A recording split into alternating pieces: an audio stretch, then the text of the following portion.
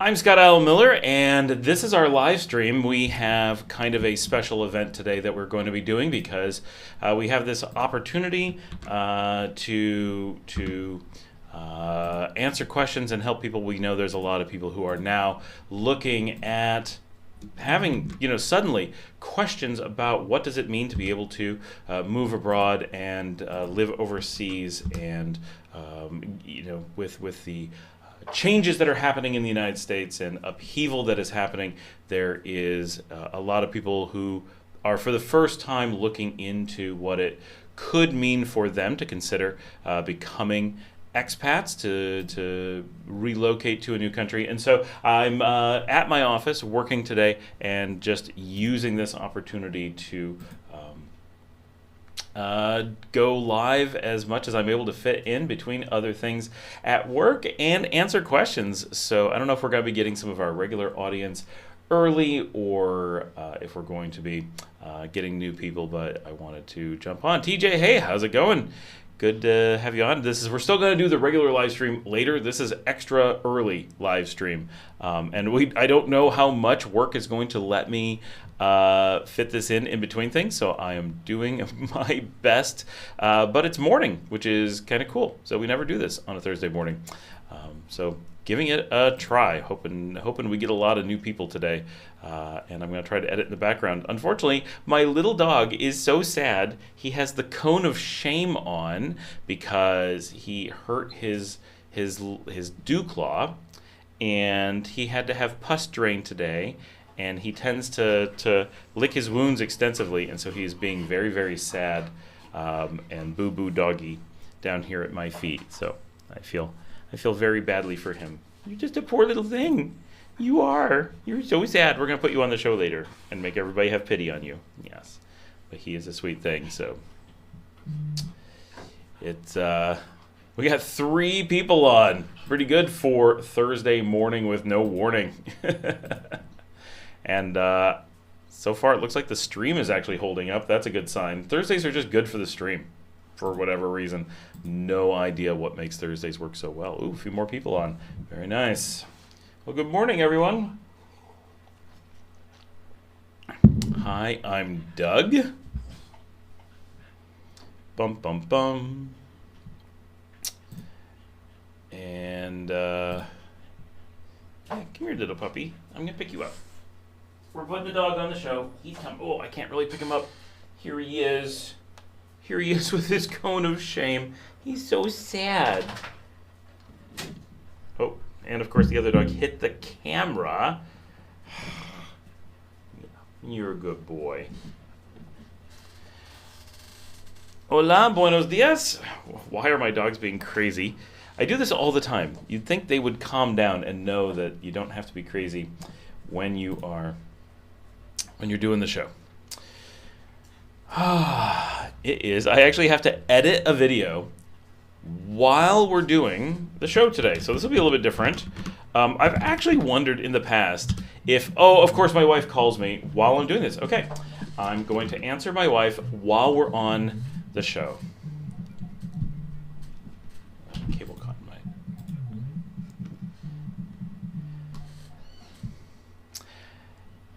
So that's connecting. It's connecting. Oh, and it ended.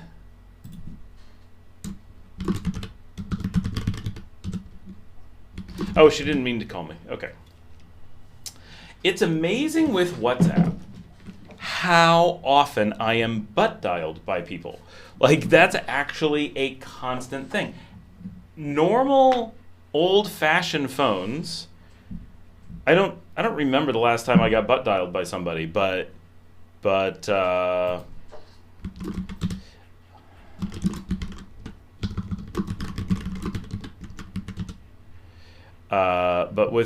WhatsApp, it tends to be just super common how often I get these calls. All right, people are chatting. Perfect. What do we got? South Carolina permaculture. Hey, we are thinking of coming down to San Juan del Sur. Excellent. Oh, TJ is Doug, but not Doug. That's good. South from America for 2 months this winter. Very cool. Good time to come down because it's always warm here. Do you think, is it not a good idea to bring a laptop through customs? No, absolutely bring a laptop through. I've heard they can take electronics at the airport. No, they're not going to take your laptops at the airport. No. So, but good to ask, right? No, absolutely you can bring a laptop. Every laptop that's here came through customs, not a problem. I've never heard of someone having a problem. The rule is you can bring one laptop. Don't bring a second laptop. Make sure you have one laptop for you. If your spouse or partner or is coming, then they can have one. If you have kids, they can have one. So like when my wife and me and my kids come down, we bring 4, right? Each kid brings one, my wife brings one, I bring one, right? So that's normal, no problem at all. You get one laptop, one tablet, one phone per person, no problems, never problems. Not like it's not likely to be. No. It will never be a problem. When you run into problems, it's people who are bringing multiple of the same thing. Even then, normally you don't have problems, but you can. Or when you're bringing in things that are clearly not travel things, like giant desktops. My little desktops, like my Mac Mini, those things, never a problem. My cameras, never a problem. But when I bring a giant video game rig, they didn't take it, they just held it for me to pay taxes, which is annoying on a vacation, so you don't want to do that. You also don't normally want to bring a big video game rig on vacation either. So it should not be any problem at all. That will be nice and easy. So do not anticipate anything there that will affect you. I'm installing a new keyboard while we're doing that. Tusk is on. Hey, Scott, good to see you. I'm taking the train to Napa for the week. Oh, cool. Glad to watch you live as I wait for my train to arrive. Is that the Amtrak? That's pretty cool. I love taking Amtrak.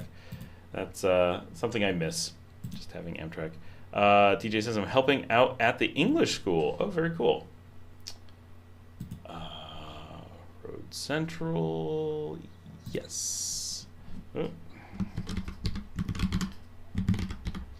You guys get me at work today. Oh, I see. Thank you so much. We have an 18-month-old son. They won't take him either. Do we need to bring a car seat? You're not going to find a car seat here. Do you need a car seat for an 18-month-old? It's been a while. I feel like 18 is pretty small. You probably do want a car seat. Legally, they'll let you drive without one. That they won't give you a problem that way. But it's up to you. Traffic here is very slow. It's very much a personal family decision. Let's put it that way. It is not going to be a Nicaragua decision. If it was me, I would bring a car seat.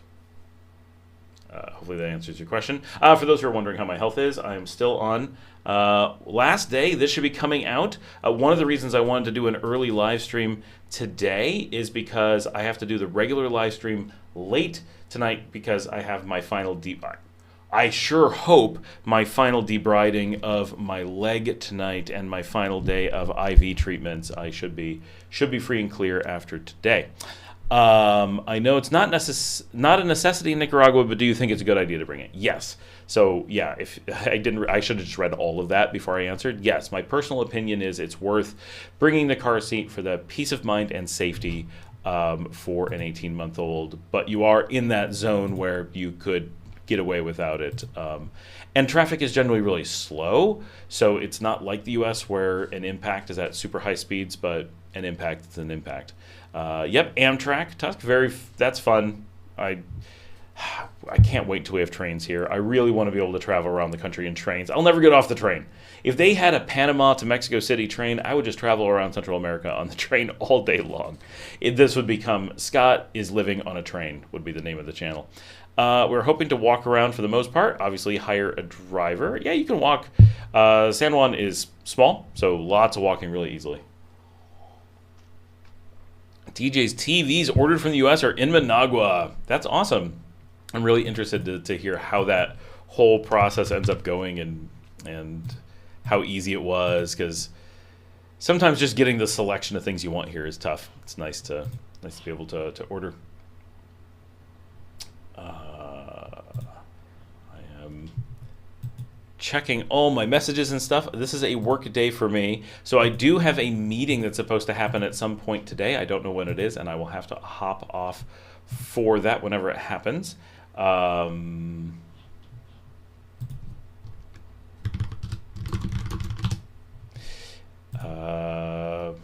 Yeah. So what is up with everyone? How's your week been? How's everything going? Oh, my mom said if we go to Nicaragua, they will take my son and we will regret it. I find her perception skewed of Nicaragua, but she did scare me. The safest place, if you're coming from South Carolina, there will never be a time in your trip where you aren't as safe as when you're in Nicaragua. All of your danger is when you get on the plane back home. The story is, right, the most dangerous part of your trip is getting between home and the airport. Planes and Nicaragua are super, super safe.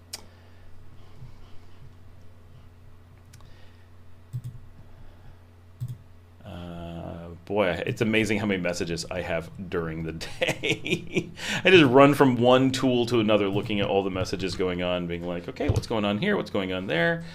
And my dogs who want to go in and out. And of course, they were like, are you hungry today? I'm like, no, I'm not really hungry. And now I'm sitting here going, a plate of nachos would be nice. Patricia's on her lunch break. It's raining here. Poodles are soaked. Oh, poor babies. No rain here right now, but I don't know if you saw Patricia. My Boston Terrier is wearing a cone of shame. He ripped his dew claw off and he's infected. And he's very sad. And he's over in his bed. I'm looking at him right now. And he can't turn around the way he wants.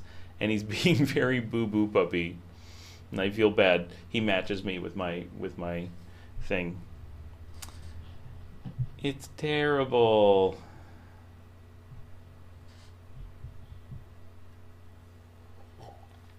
Agreed, it's very dangerous here, South Carolina. Very busy here getting ready to sell our farm animals, get ready to move, looking to buy a new farm. A new farm in South Carolina or a new farm in Nicaragua? That would be really cool. Yeah,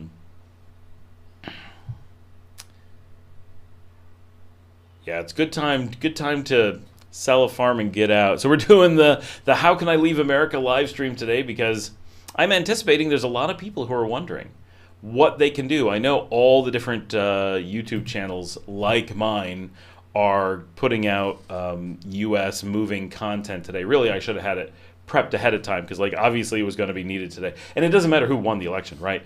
50% of America wants to move one way or the other. Just having the material ready would have been the smart thing to do. But I've been busy, and now I'm scrambling because I'm lazy. That is who I am. I'm sorry. But at least we get to do the live stream. Oh, poor Clive, give him extra pets from me. I will. Oh, he's so sad laying in his bed with his head up because of his cone. It breaks my heart, but he's got to get better. I don't know what else to do. But he's a good little dog. And he takes it well. And he likes going to the vet. Dr. Jorge is his favorite. And they have fun, and he never gets upset, but it's he's so sad with this little cone.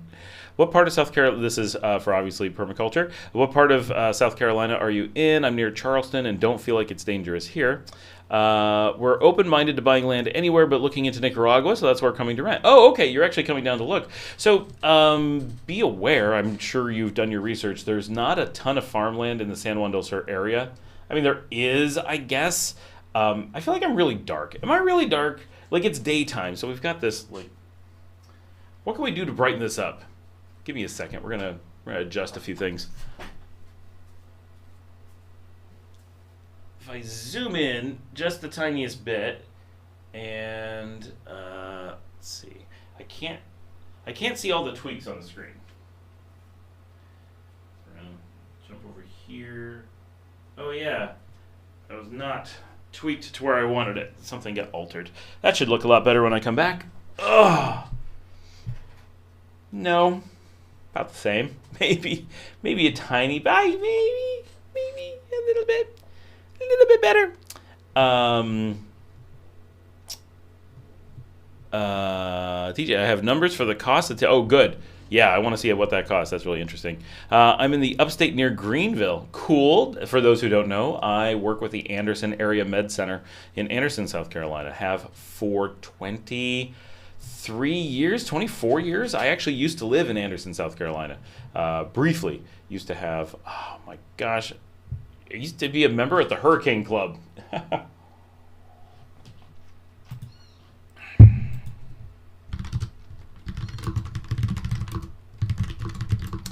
My father, who has been in the hospital for 2 weeks, many of you know him from the live stream. Not that he's on the video, but that he talks in the chat. He's not on because he's being released from the hospital right now. He is feeling quite a bit better. He's been in and out because of all kinds of issues, but most recently really high potassium rates, but they seem to have gotten that under control, and he's doing much better. So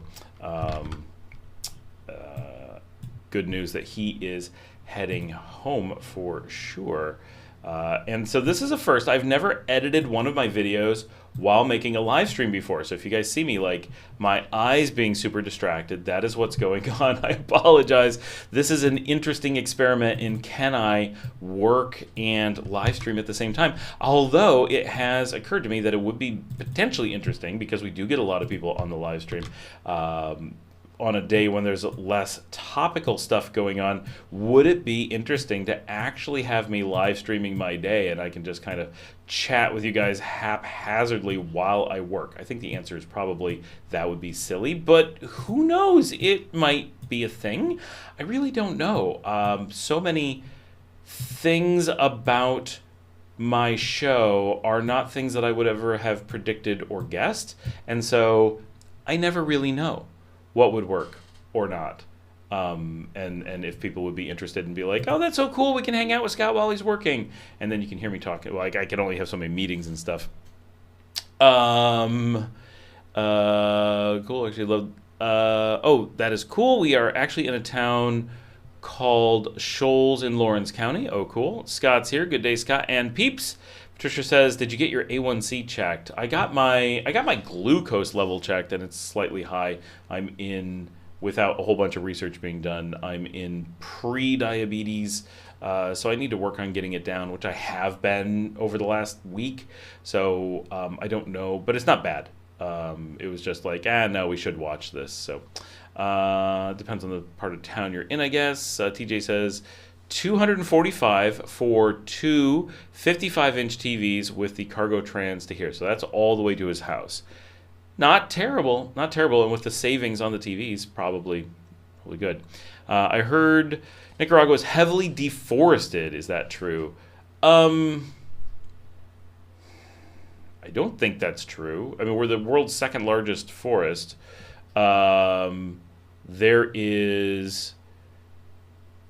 In Pacific Nicaragua, right, we're a populated zone for hundreds of years, thousands of years. So there's a lot of deforestation here because it's cities. But if you go east, I mean, Nicaragua's got a lot of forest. It would not be what I would call deforested, but around San Juan del Sur, of course, because you're only talking about an area that's 15 minutes wide. It's an isthmus. I know my words, and so it's that's going to be, not native forest or anything like that. But that's quite a bit different. Do they have continuous glucose monitors available there? Sure. That would be the best thing for you to have. Food affects everyone differently. Yeah, I mean, I could. Like, I'm not really in a. They're only monitoring my glucose at all because I had a major injury. And they're like, it's just a thing you do. I have no particular reason to be watching my glucose. I don't have any symptoms there's nothing leading towards monitoring it. So having a continuous monitor is a heavy duty thing. But yeah, for different types of food and to know what I have. But mostly I just need to work on a little bit of general health, I think. We can get pretty much anything here as far as health equipment. It's good to know. Thoughts on invasive bats in Nicaragua? How to prevent invasive bats? As opposed to the native bats, the native bats you want everywhere. Like, trust me, you don't ever want to be without bats. Bats are your best friends in a place where you have mosquitoes. I don't know of there being invasive bats, but but regular bats we have everywhere. There might be invasive bats that I'm not aware of. Now I don't know. I have bats that live in my belfry, in my bodega. I have bodega bats. That sounds like an awesome band name. Ooh. We're going out Friday night. We're going to go see Scott and the Bodega Bats. You'd go see that. Don't tell me you wouldn't. Or just house invasive, I mean they come into your house. Oh, well, yeah, they come into your house, of course. You want them in your house. They're eating the mosquitoes.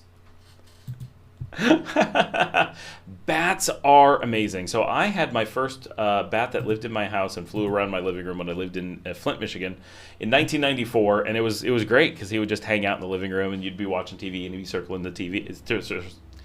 Not circling the TV, circling the ceiling and eating stuff. It's good. I have heard of house infestations of regular bats. Yeah, for sure. Because we leave our houses open here and bats are encouraged, like bats are a very, very, very good thing. So people are completely open to just letting bats live in their houses. I've never heard of anybody being concerned about it. If you're living in a room, bats are not going to, live in those rooms with you. They find people in their rooms really annoying, so that's not a problem. But if you have a room that you're never in, yeah, bats will cling to the ceiling and just hang out in there.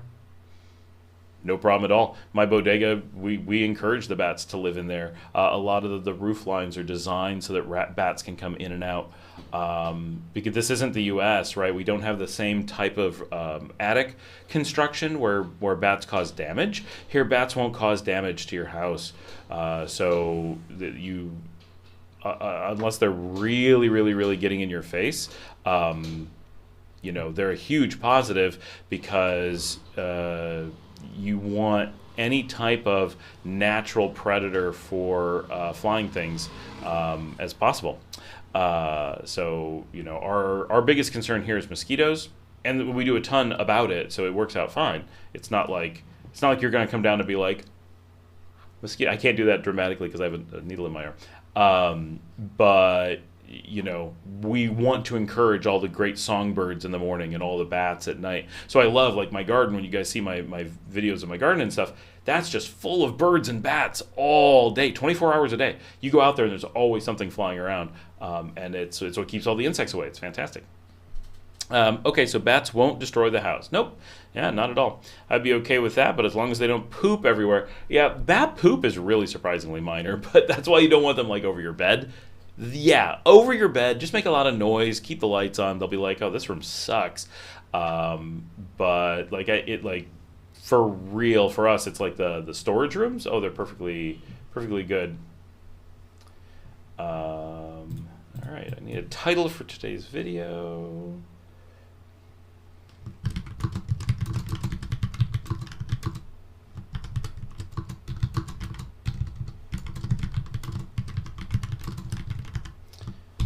Perfect. All right, guys, I'm going to listen real quick for a audio clip as I go between some scenes. This is what I do during the day. My dog's barking on the videos.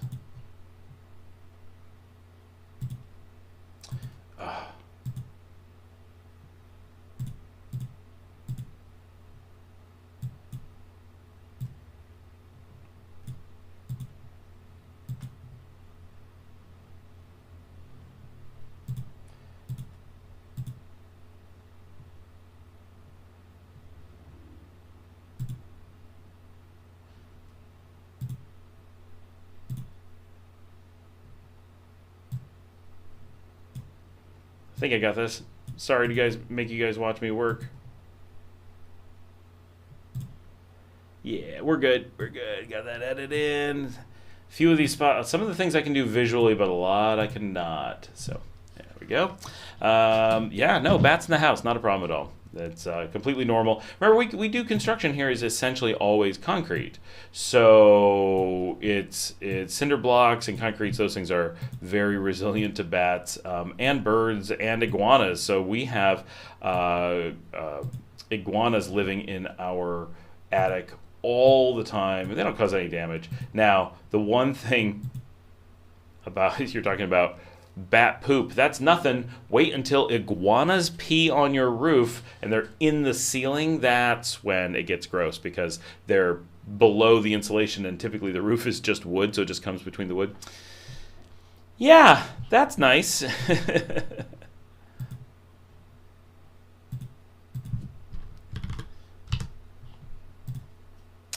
All right. 10 people on at noon here, Texas time. I really should have grabbed like coffee or something. I did not think this through. I'm like, I just need to get the live stream started. Just gotta push through and make it happen. But it's cool to be on. You're welcome, South Carolina.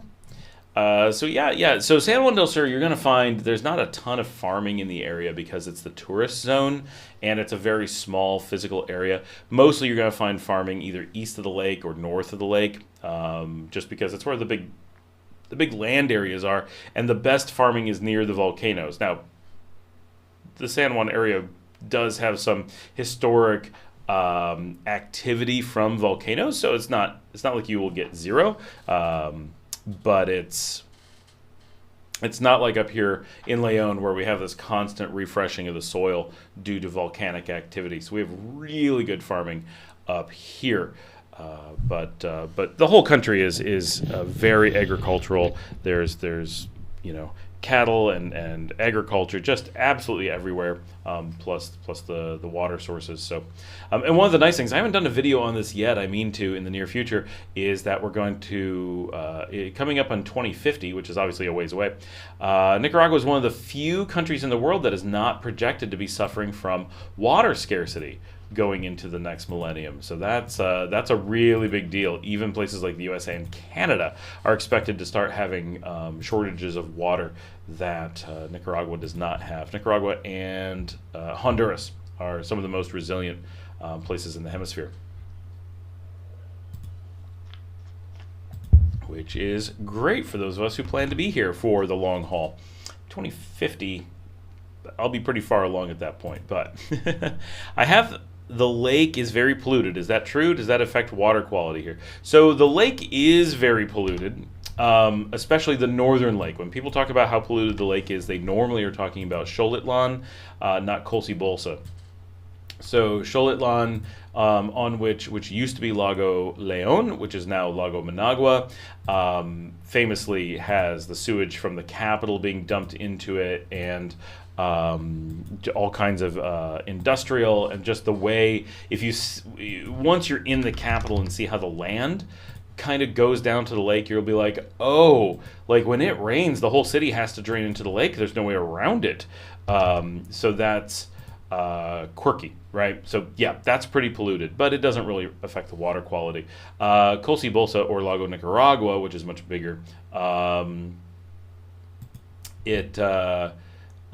it's polluted, but not to the point where you wouldn't swim in it. People do eat fish out of that, and really we have pretty good water supplies everywhere because people use basically well water. Most places are the municipal supplies that are treated. So in general, we have pretty good water. If you want to be super extra cautious, which is fine, a filter. Like, not while you're on vacation, not while you're testing the waters, but let's say you're going to move here long term and you're like, well, I'm raising kids and I kind of like them to have a good water supply. Most of us use bottled water just because consistency, and it's just culturally what people do here. But also it does keep you from having to worry about certain types of things. But a lot of people just filter, and it's a little bit of an expense, but no big deal at all. Everything's so cheap here that filtering water to give yourself a continuous supply that's nice and easy to deal with, no brainer, if that's what makes sense for you. So, but in general, no, we don't have polluted drinking water supplies. It's mostly just the lake north of Managua is it's rough. Don't you may want to reconsider swimming in that particular lake, but other than that. I was TJ. I was joking with some people I talked to online. Instead of Trump won, I was leaving the country. Then followed up with if Harris won, I was leaving the country. Yeah, so many people are like, it's the general sentiment of just wait. It didn't matter who won. I want to get out. This is the time to get out, one way or another. Doesn't matter who won or why, or just it's a good time to get out, or at least look into it, right? Because so many people are going to be looking into it now.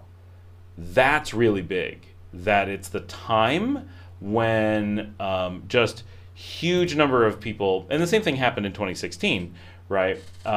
Suddenly people who had never really taken it seriously before mostly were just empty threats, but there were people who were like, oh, I'm going to leave if one thing happens or another, and then a few did, right? Most did not. Most just empty threats. But especially now, I think it's a lot fewer empty threats and a lot more real ones, and you don't want to be in the mass migration. You want to get out beforehand. You're going to get your best everything, all your best prices and deals and visa options and everything are going to happen on the early side, not on the late side. Some news article just popped up. Wait, let's see what that is. My phone is very slow today.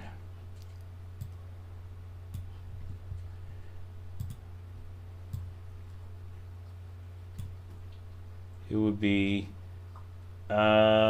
easier to do all this if I wasn't so tired. I'm very tired today.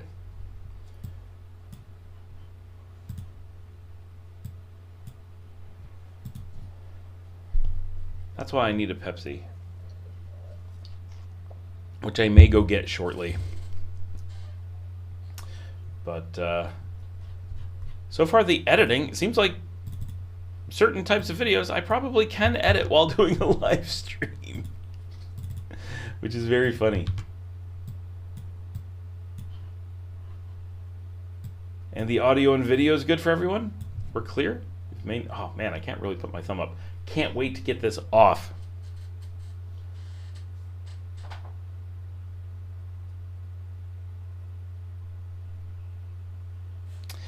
And I should have eaten lunch. Oh, so what's everybody got going on this weekend? What are you guys up to? My wife is out currently getting stuff to decorate our short-term rental apartment that we have here in Leon that people ask about a lot, and I'm always like, I don't really want to show you guys because it's not decorated yet. So it's really bare and kind of looks that way. Well, she's working on that right now because every week they're like, oh, why haven't you told people about the apartment? I'm like, why haven't you decorated it? Every week, the same conversation. I need it decorated so that I feel confident showing it to people. Until then, it's just bare walls, and it looks ridiculous. It's a nice, comfy place. I like it a lot, but that doesn't make it look good in photos. It's not what people are expecting. It's got to be decorated. So, finally getting that taken care of. And hopefully it'll be decorated today. I actually think I just finished the video. That's amazing. Who's the woman dancing in the background? Here in the background? Is that who you're asking about? While I'm waiting for TJ to answer that, if that's not who you mean, I really don't know. South Carolina permaculture says if we were to have a baby in Nicaragua, they will become citizens. That is correct. But would the parents, if they would have the rights in the country? No, it's same as in the U.S. Having a child in the country does give the child rights. It does not give the parents rights. So you'd be Americans with a Nicaraguan child. There's some amount of accommodations because you'd be the parents, but having a child for parental reasons doesn't really pan out. Having a child for the child to have citizen, that works. Like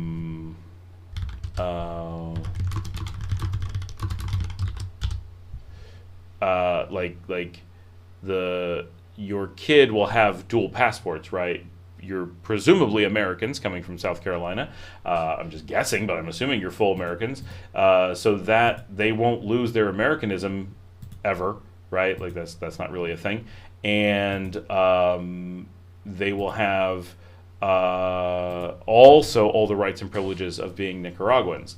Now, as people have pointed out, there's things about having a Nicaraguan passport that are complicated, but mostly it's the same as you would have with a second passport anywhere. Some people on oh, sorry, DJ, I have no idea. So it's the Nicaragua video of Revolver playing at La Fabrica, so you could, in theory, track it down, but I don't know who it is. Uh, uh, uh, so if you have multiple passports, that creates a little bit of complication. So just be aware of that's something that won't go away. It's not like magic, right? There's a lot of okay, so I have a meeting at 1:30 Mountain Time. It is currently 12:30 Central Time, which makes it 11:30 Mountain Time. Right, everybody? So that's in 2 hours from now.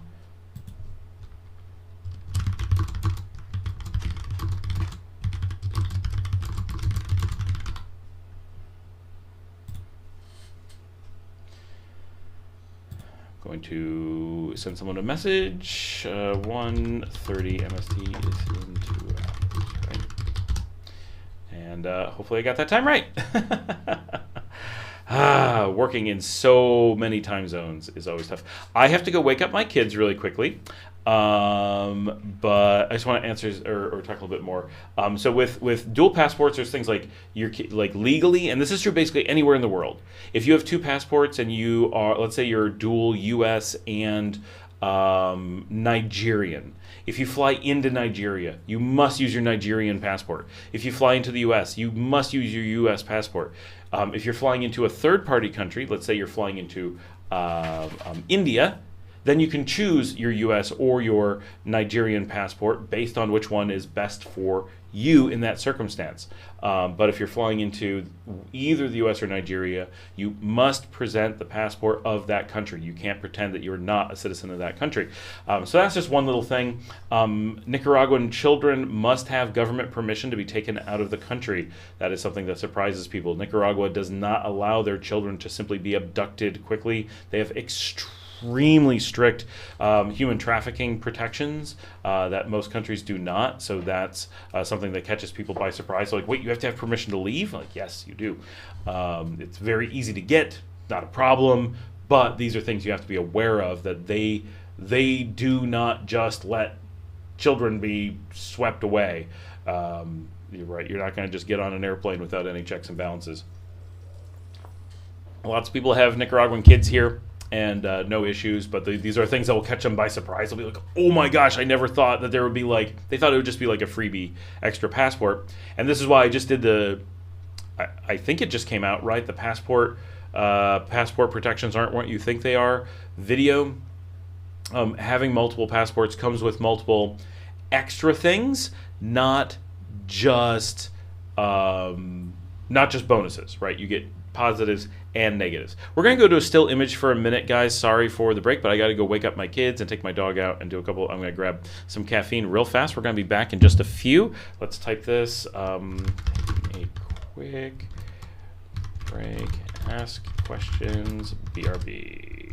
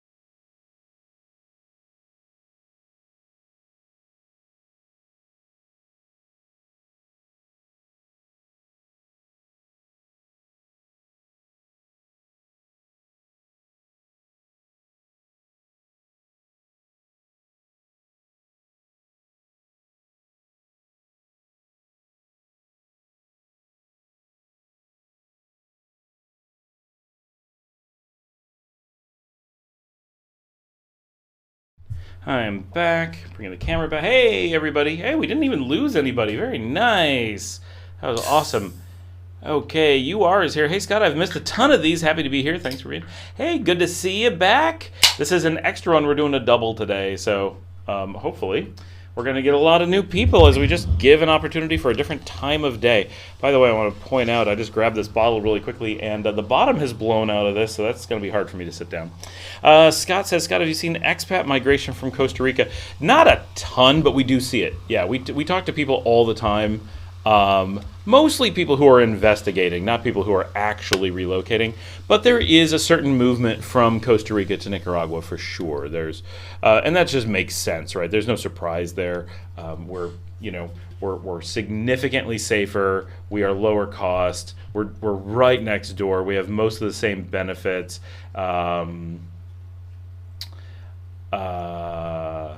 Okay, just seeing the news. We're hiring more people today. We had to hire 3 people since yesterday, so it's been which is great, right? It's going really well, but it keeps us really busy on top of everything else. Oh, finally some caffeine. I do have a sandwich on the way. That's gonna help me as well. Okay. But South Carolina, as far as the visa thing. The thing is that as parents, you have so many rights in the country already that it's probably difficult to really come up with what would be additional, right? What would you be looking for beyond? Obviously, the one thing that people are always kind of like, "Ooh, does that give me citizenship?" Nothing's going to just give you citizenship. Like that's always going to be a hard path to try to go down. I mean, you're certainly welcome to. No one's saying that you shouldn't. Only that nothing is going to make that quick and easy. South Carolina says, I'm also curious about Nicaragua. Are there many clean hot springs? Nope. Like in Costa Rica, and clean rivers to swim in. So the reality is that we just don't. It's not about being clean. We don't have hot springs or rivers. Those are not things that we have. Even though Costa Rica is literally sandwiched up against us, we have a very significant different landscape, physical. I mean, yes, political or socioeconomic or whatever, but we have a physically different country. We have different mountain range layout. We have a different coastal zone, and so because of that, a lot of the things that people are like, it's just going to be Costa Rica to the north. In some ways, that's valid, but in other ways, it's really quite different than you would imagine, right? And so when I drive through Costa Rica, immediately within the first 45 minutes of being in Costa Rica, you're like, there's all these like long, lazy rivers that you go across. Nicaragua, none, absolutely none. We have one river out east, that is the Rio San Juan. That's going to give you a feeling like the Amazon, right? Not like stuff in Costa Rica. When we have rivers in the rest of the country, we're talking about little streams that many of them are clean, many of them are not, but people don't swim in them. Like, that's not a thing. People don't swim in Nicaragua. So that's a cultural difference, partially because there aren't the rivers. But it's no. So the answer to that is, but it's not because they're all polluted. It's because we don't have the physical structures that you want. And the same thing with the hot springs. We just don't have hot springs. We have volcanic mud springs, which people will be like, yeah, that's like the same thing. You're like, no. If you were to get in that, you'd make it under 30 seconds. Like it would just cook you. They would literally pull your barbecue out of the mud pit. Wiggy says, if I have a couple drunk driving misdemeanors from years ago, will I be allowed to move there? I no longer drink, by the way. So the question there, Wiggy, is how will that show up on your police report? So from a tourist perspective, you'll have no problem at all. Right? They're not going to check that for coming into the country normally. I don't think misdemeanors are normally reported. When you are filing for permanent residency, you have to provide a clean bill, or it doesn't have to be clean. You have to provide a statement from your police that you don't have any outstanding or whatever. So I don't think your local police will have those on their record, most likely. And then the big thing that you have to do is produce an Interpol report, and Interpol certainly doesn't care. So I'm pretty sure that that you won't have any problem with that. Technically, Wiggy, I would say that is a question for a lawyer, just to be absolutely sure. You could pull your record and say, here's what the record looks like, and they could ask somebody. But I wouldn't anticipate that being a problem, especially if they're misdemeanors. They'll be viewed as misdemeanors and old, right? It's not like you can't have some major thing on your record. There are loads of people who come to Nicaragua with, serious felony records from the United States, but they've paid their debt to society. Everything's clear. They have no outstanding things, and the action was not one against. Right? If it's like I was an international terrorist and I did blah blah blah, they're never going to let you in, right? But if it's like like me, I have a record for possession of fireworks, right? They're like, is this a good thing? What is this, right? Like so they look at the individual things and evaluate what it matters for them. It's not just you have a record, you can't come in. It does not work that way at all. They are not looking for reasons to keep you out. They're looking for potential problems that would impact the country. And obviously drunk driving, in theory, could. But if they're old and your time has been paid and everything, then it's part of the North American driving system and really shouldn't represent any kind of, I wouldn't anticipate any kind of problem. Gracias. Lo puse doble porque es pequeñito. TJ says, I was talking to the students and only 1 out of 10 could swim. Yeah, that's actually probably a high number. Oscar, hey, how's it going? He says, hey, Scott, I have a question for you. Is people treating you as second-class person? Are they discriminating against you because you are a gringo? No. No. If anything, we are discriminated towards because we are a gringo. We get what the heck did she just do with the sandwich? I just got the weirdest sandwich, but I got a fork with it, so I'm going to have to eat it with a fork. I'm so lost as to what just happened. The sandwich is inside out and has double bread. There's like layers and layers of mayonnaise on. I'm so confused. Like, I can't even.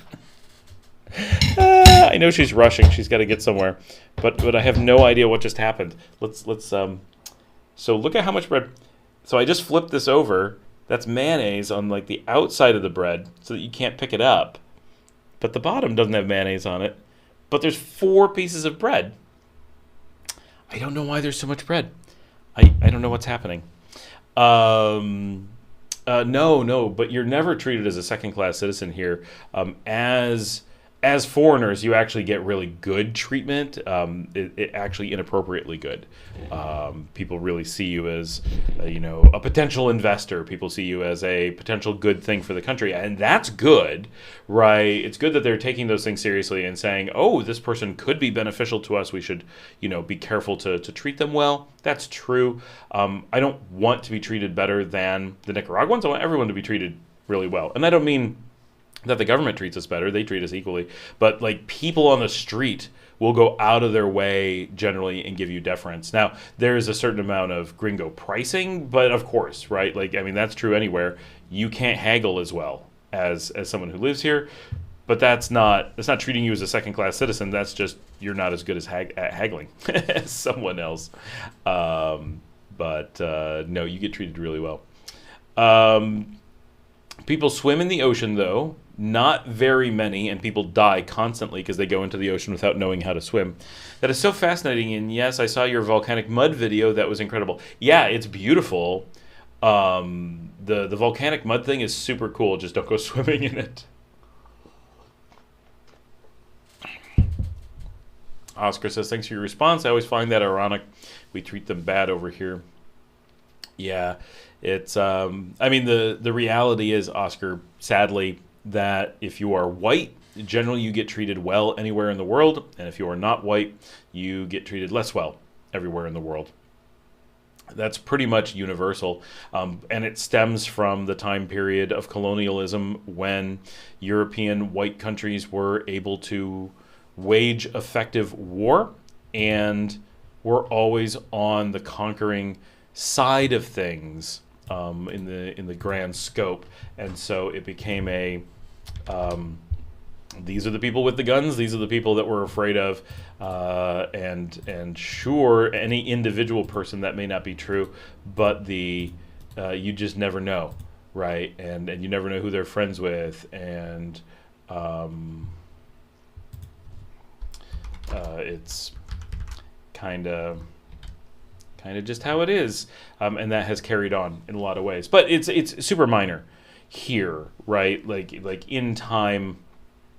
Because Nicaragua is such a blended society with Nicaraguans come in every skin color, every background. You have loads of people who are clearly primarily Spaniards, and people who are clearly from the Caribbean coast, and people who are clearly indigenous, and every mix thereof, and others.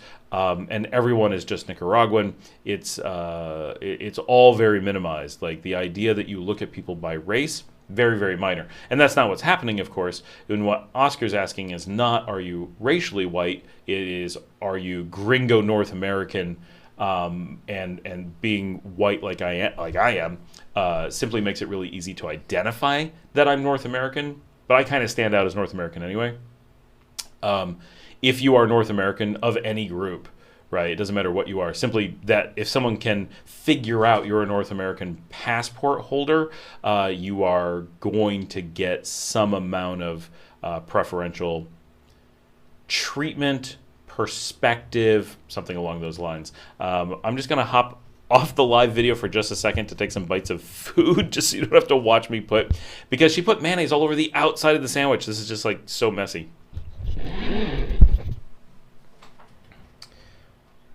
I have no idea how to eat this. This is such a mess. It's so weird.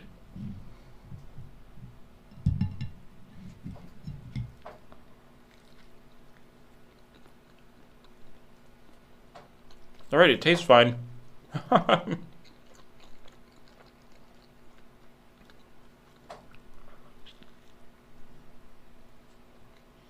Talk amongst yourselves. I will be right back.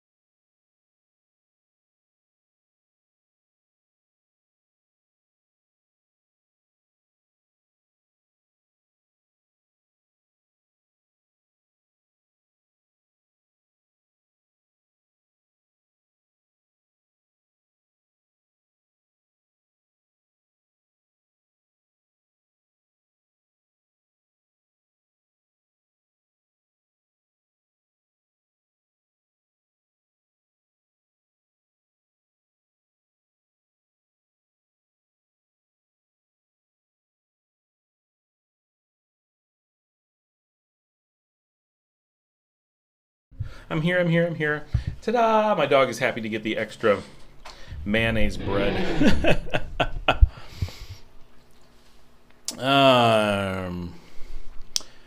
Swim in the ocean.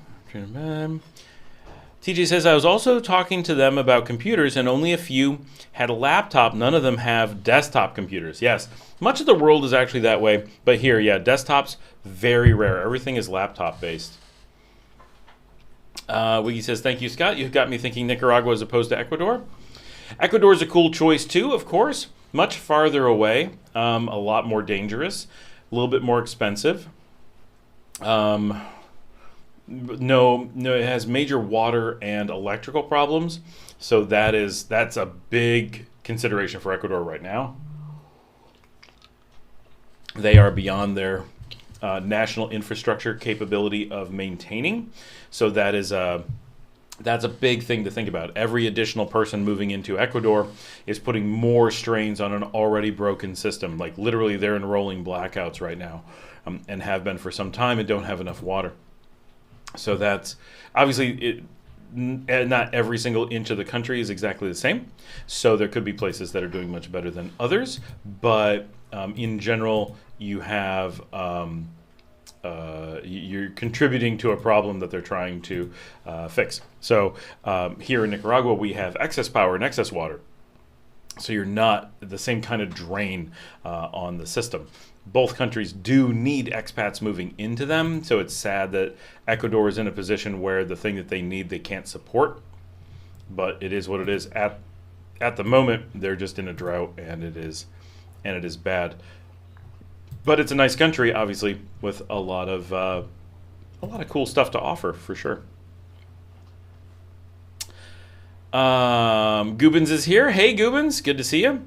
TJ says, "Hey Scott, I'm looking for an expat controller, an Xbox controller. I order mine from Amazon. That's just what I do. Found one at Simon's, but I need it delivered here. Which Simon's? In Managua?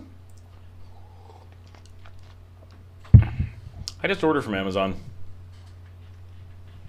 We're trying to close down our storage unit in Texas, but it is such a project. I don't know what we're going to do. Like, it's kind of overwhelming. So we gotta get out there. So we're not super busy on the live stream, but we do have a noticeable number of people. Like, this is pretty impressive. Like 16 people on right now. We've had over 100 views so far. Nice. And now I'm getting some caffeine. I'm feeling a little bit better. Get a little bit of food. That's my first food since dinner last night. So, yeah. And we're going to be going for about an hour and 40 more minutes, and then we're going to take a break. And then we're going to do the real live stream tonight. But I have a meeting, so I have to cut it. But I wanted to get in and do a live stream today. So we're going to be here for a while yet. Like, we're just ramping up still. Just giving you guys a heads up as to what the plan is for the day. This is not replacing tonight's live stream, which we will get back to once my treatment has been done. And I'm just accepting this thing.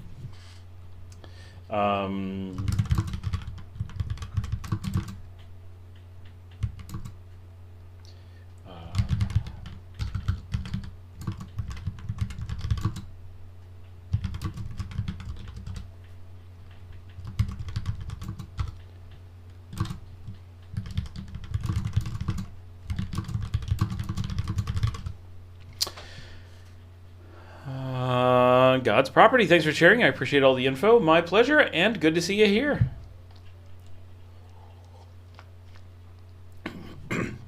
Someone was mentioning quite a bit that you can't get diet drinks. This is a Diet Pepsi. They're just few and far between. It's not that they don't exist. They are rare. Be sure to like and subscribe, everybody, just in case you're looking for something to do while you're watching the live stream, you're hanging out at work, and be ready to watch the show tonight as well. I really hope I get this thing off my knee. You know, why not show it? It's not gross or anything. I've got this, I have to be in shorts. I've got this big patch, which has got a lot of tape. The biggest thing is the tape. It's just so much tape, I can barely move my knee because everything's taped to everything else. But it's almost at a point where I think they can take it off. They're taking it off. Obviously, they take it off every night. They're going to send pictures to the doctor today, so that he can determine if I need to keep it on or not.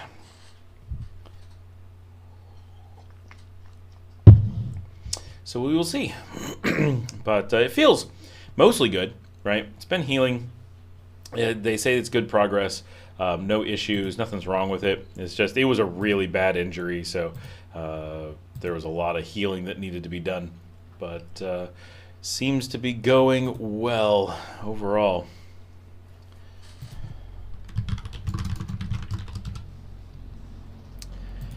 And my video that I was working on rendered. Let's go see if it all turned out.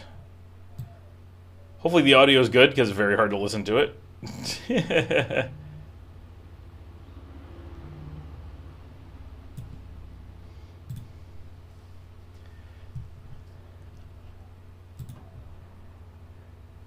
Larry's here, but then he disappeared.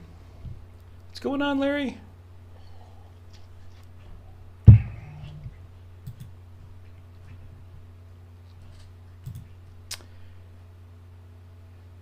Jeff is here and says, hey, Wiggy, do you guys know each other, or are you just saying hi? And hey, Jeff.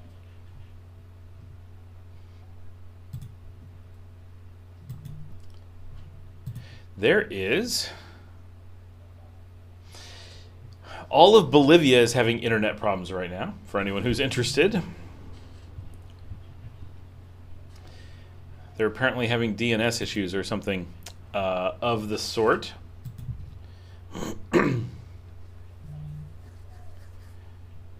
Oh, their landlines are having problems. For people who are looking for other countries of maybe interest, Ecuador, yep, popular one. Way too few people look at Bolivia. It is a really nice country. Unlike Nicaragua, you can't just show up as an American and be like, hey, I feel like moving here. But you can move there. It just, they require some actual work, but it's a nice place.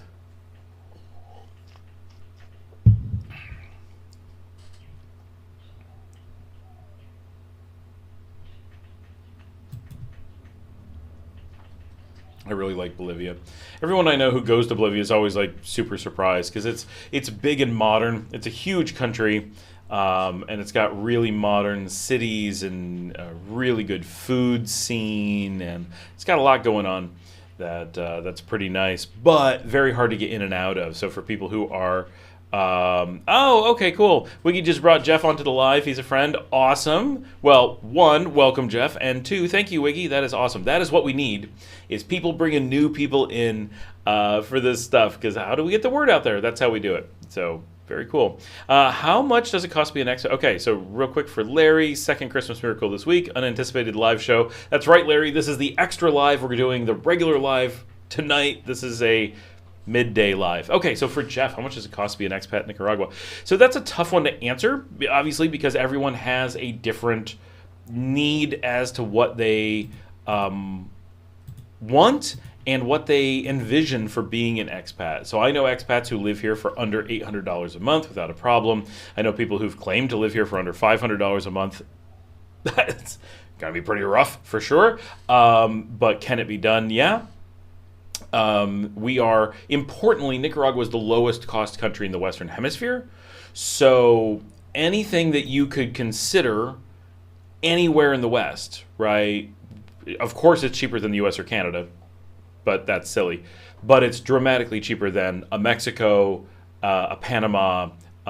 It's even cheaper than the Bolivias and the Paraguays and those kind of places. There are a few places that are kind of in line that are so close that, yes, technically Nicaragua is probably cheaper, but Colombia and Argentina and Nicaragua are like the extreme low-cost countries right now. Big difference. Nicaragua and Colombia always look super cheap. Argentina, traditionally pretty expensive, just is really cheap right now. So if you were to move to Argentina and be like, yes, it's so cheap, in 3 years you might be like, what have I done? But these are traditionally always really inexpensive. So to give you some ideas, right? If you're on a tight budget and trying to figure out how you're going to squeeze by, it's easy to rent a small 2-bedroom house, right? But we're talking Nicaraguan house, but a perfectly safe, perfectly usable house in a nice neighborhood for under $200 a month. You can get into kind of nice places that you'd be like, wow, this is a beautiful house with a beautiful yard, for like in the 300s. depending on where in the country you are, right? Now, one of the risks is that people will be like, oh, I was only picturing resort living on the ocean. And you're like, okay, you got to really specify that, because that is not the norm, right? That's not some basic answer when you're going to be an expat. For a normal person who is looking at moving from, let's say you're American and you want to get out and you're like, I want to, look at alternative options. Of course, it's good to be able to consider, well, do I want to move to resort living on a beach? Well, if I can afford it, I might want to do that, right? So, okay, totally viable. But it's also important to keep in mind that that is not how normal people live and not the expectation of every expat. So you kind of have to gauge that, right? What does it you really mean? And so in good cities with safe neighborhoods, being able to live, say, under $600 a month for rent, and being able to get nice houses. Like even here in Leon, you can get like a good size house, 3-bedroom, 2-bath, beautiful yard, gated community, guards outside, which you don't need, but why not, right? If you can, if you have the means and it provides for a bit of comfort and security, it's nice too. You can be in these beautiful communities for in the 500s. Food is quite inexpensive. Of course, if you're tempted to go out to fancy restaurants every meal, it's going to get a lot more expensive quite quickly. But real people live on budgets of under $1,000 a month and are still able to go out. They're still going to the beach. They're still traveling around the country. They're still going out to parties, and they're still drinking, and they're still going to restaurants, but cooking at home most of the time, obviously. So it's a lot of options. So obviously, Jeff, let us know what kind of expectation you maybe have. And we can work from there or whatever. Why would I need guards outside? So let me ask you, why, if you can have them, would you ever not want to have guards outside? So I have guards here, right? And some of the great things is I never have to answer the door. So living in Nicaragua, I have continuous deliveries. People come and go from my house all the time. I have my own cook, I have my own maid, I have my own handyman, I have my own, right? I have people who do things. And we live outside, right? We don't lock our doors. We don't close our doors. Right now, because I'm doing a live stream, my office door is closed. But my house is wide open. Wide open. The doors are all standing open, as are all... Do you close your doors, Jeff? Do you have to close your doors? I don't have to close my doors, right? I have a completely open house with workers coming and going right now, and I have a guard that lets them in and out. Right now, no matter what you are doing in the United States, it's safer here, period. So you don't need a guard here. You don't need guards anywhere, right? The thing is that in Latin America, the pricing of things are different, and so you look at the world different, right? It's the same, like, you probably don't need a cook now either, but wouldn't you like one if you could have one? I'm not saying you should. I'm not saying that this is like everyone should have a cook.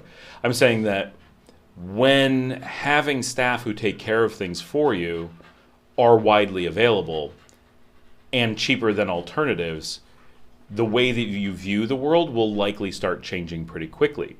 And so things like realizing you don't have to lock your doors, and you generally don't, and you don't have to close your doors, and you can just live a life where you're wandering between inside and outside all the time. I have kids, I have dogs, they're going out. One of the most important things for me for having guards is if my dogs get loose, I want a guard that's going to notify me and chase them down, right? I want to know when a delivery is coming, that the guards are letting people in and stuff. My kids don't want to have to deal with delivery drivers if I order food. I just have the guards deal with that, right? These are conveniences. You don't have to do those things, of course. But it doesn't take very much before having something like a cook in your house. Now, if you're not working, if you're retired, the economics change. But if you're working, which I am doing, and this is not my job, right? This is extra. I work for a regular full-time company, and taking time out of my day takes away from our income.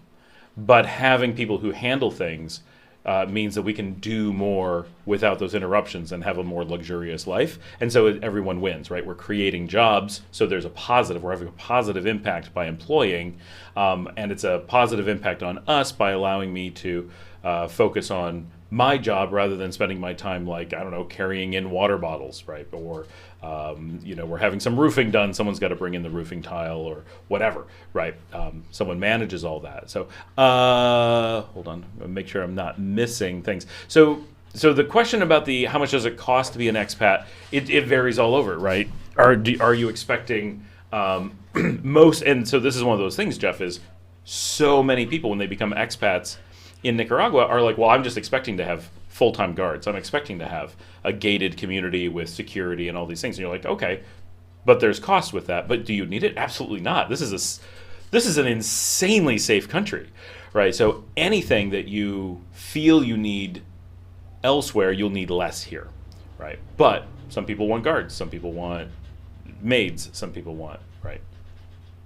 So it's all less for the same here. How was the Desperados party? It was really good. It was a lot of people. It was super successful. We got good feedback. And we're doing it again December 7th. So that's pretty awesome. Is it possible my membership fee with all this fantastic extra content? To up my membership fee. Yes, go to buymeacoffee.com/ScottAllenMiller and you can up your monthly membership as much as you like. Not Mine says, question, my friend. At first, he simply says, question, my friend, but then I think he's actually asking me a question. The question is, what is the place where all the young people hang out in Nicaragua? That's a loaded question. So a lot of young people hang out here in León because we're a university town. So like here, the nightlife is really big, but obviously we're just a university town. Like there's a limit to how many people come here because it's a very lively young town. What you really find a lot of is in like Managua, regions like Los Robles is super popular. You're going to find people on the sub 30 set primarily, whereas here it's like the sub 25 set, like they're students. Whereas Los Robles, you're going to get people who are used to be students as well, so you get a little bit more of a mix. But it's a very youthful crowd. The Zona Hippo there is very lively, basically every night of the week. Just loads of people. Now, all throughout the country, right? It's a country, so I imagine asking about the United States. Which part of the United States has all the young people? Right, South Padre Island on one, right? But in general, like they're everywhere. Every city has their own. So there's a little bit extra, like Jinatepe and León have more youthful populations because of the universities, and Managua has more youthful population because people move, especially when they're young, to Managua for professional work, right? It could be starting their careers or they've moved up and now they need to be there. So you do find more youthful populations, and then in the more generic sense, in every city around Nicaragua, on every night of the week, because that's how we roll, there's going to be live music and dance clubs and those kinds of things, and those pockets will have the youth crowd in the evenings going out and doing things. So it's a tough one to answer. But in any given circumstance, I think I would know where to find the youthful crowd. Like, if I was in Matagalpa for the weekend and you're like, where are all the kids? I'd be like, let's go to the woods. That they're probably dancing there, right? If you're here in León, you'd be like, they're at 23 Bar, because they are. Like, you'll definitely find them. God's Property says, sorry if it was mentioned. Can you talk about the internet options? I work remotely, as do I right now, and do need fast, reliable service, no downtime. How stable, reliable cost is the internet? So it's very good, but like anywhere, there's lots of crappy providers, and then there's okay providers, and there's really good providers, and it'll depend what it is you're really looking for. I am a huge fan of Teko, T-E-K-O. They are the fiber provider. They're like the backbone carrier for the country. Now, I pay a premium for that, and we have had one or two of these live streams where they've not been able to keep it perfect, but it was not local. That was the national uplink was having problems, so may not affect you. My company works 100% online, so Jeff, just give me more of what it is you're looking for, and then we'll help fill it in. Like, what what do you picture as your expat experience? And we'll talk about like what the cost might be for certain like more specifics, and we'll definitely dig into that. It's an important topic for sure.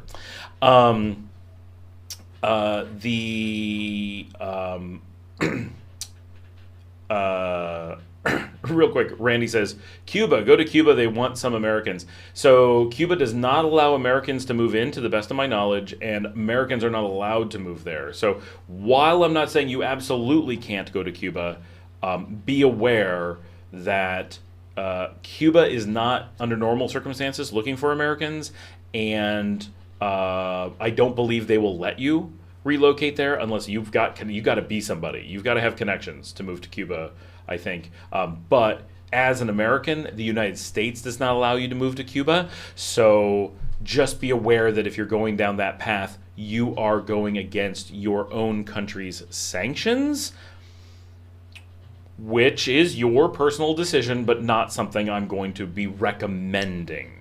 Cuba is, I'm sure, a wonderful country, and I would love to see good things happen to them, blah, blah, blah, but you are definitely leaving the range of standard relocation to consider Cuba. Let's put it that way.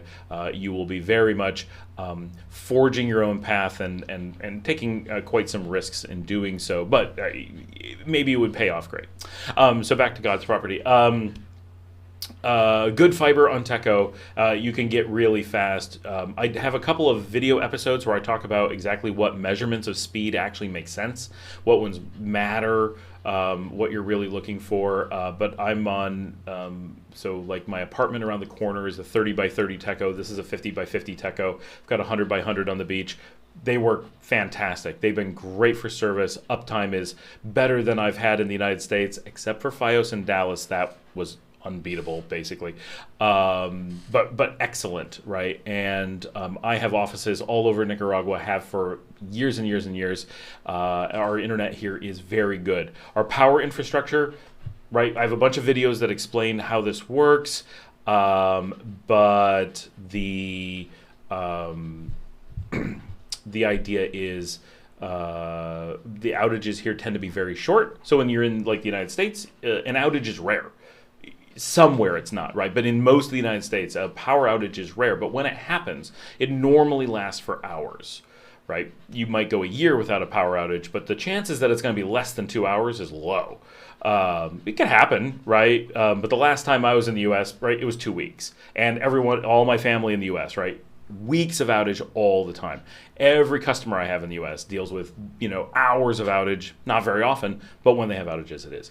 Here, we have outages constantly, but they tend to be extremely short. So we will have an outage every day, but that it's going to go over 5 to 10 seconds is very low. So it's really easy to protect against them, almost always, based on simply just having batteries or whatever. Whereas in the United States, you would be like, okay, I just have to call into work that day, or go to a coffee shop, or drive to another town. There's always an option.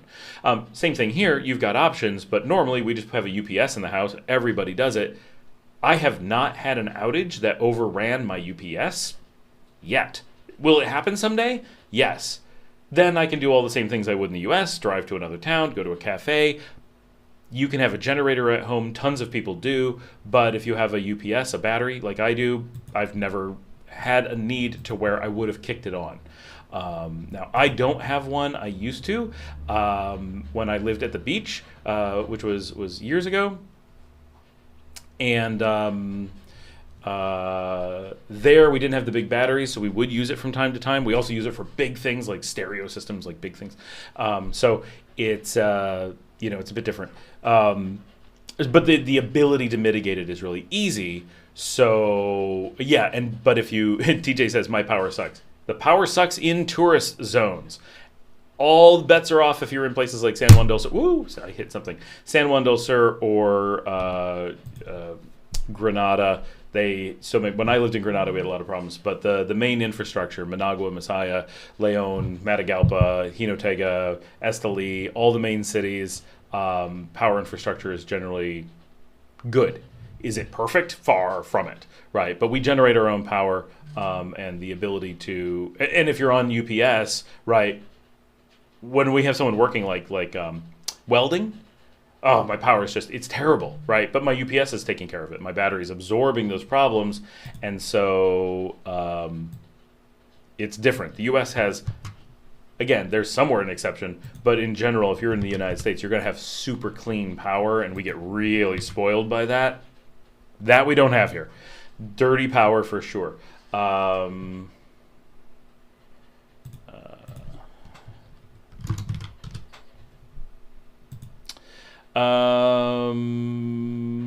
But internet, yeah, is really good. Now TJ has Claro and has had good luck with them. They're cheaper than Teco. Oh, and God's Property I didn't say. So I pay for 50 by 50. I pay $80 a month, which is similar to the United States. If you're on like Claro, you can be quite a bit cheaper. However, one of the reasons we pay extra for Teco, fiber, not relying on the power infrastructure. It has never gone down with the power. So it would be. So Randy, that's a good question. That's why you would leave the United States. That answered your question right there. Since the United States does not, period, have a democracy. Have you ever heard of the Electoral College? That is not a democracy.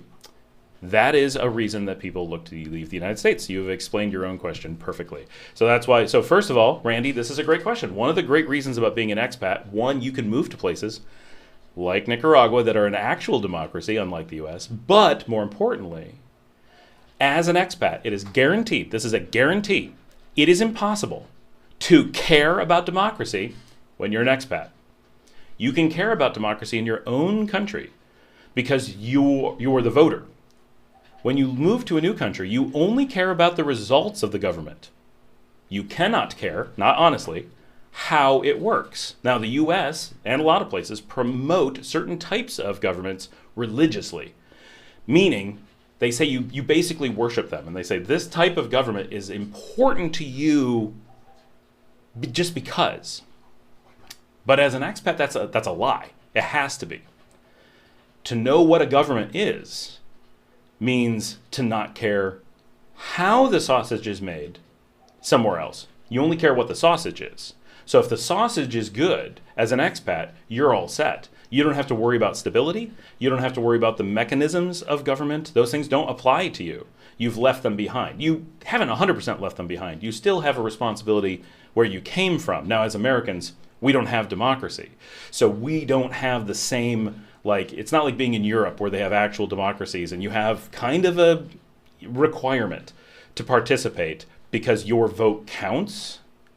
But since the U.S. has the Electoral College and gerrymandering, it technically isn't a democracy, and you do not have a mandate to have to be responsible for it. You don't have to feel that you are. However, it remains, you're always tied to the country that you came from. You don't completely give that up. So you're not 100% free of the obligations of being part of the polity. But you are 100% free from ever having to ask a question like, why would you move to? If you ask that question, why would you care? What went through your mind to say, how do the people there make choices? Why do you care?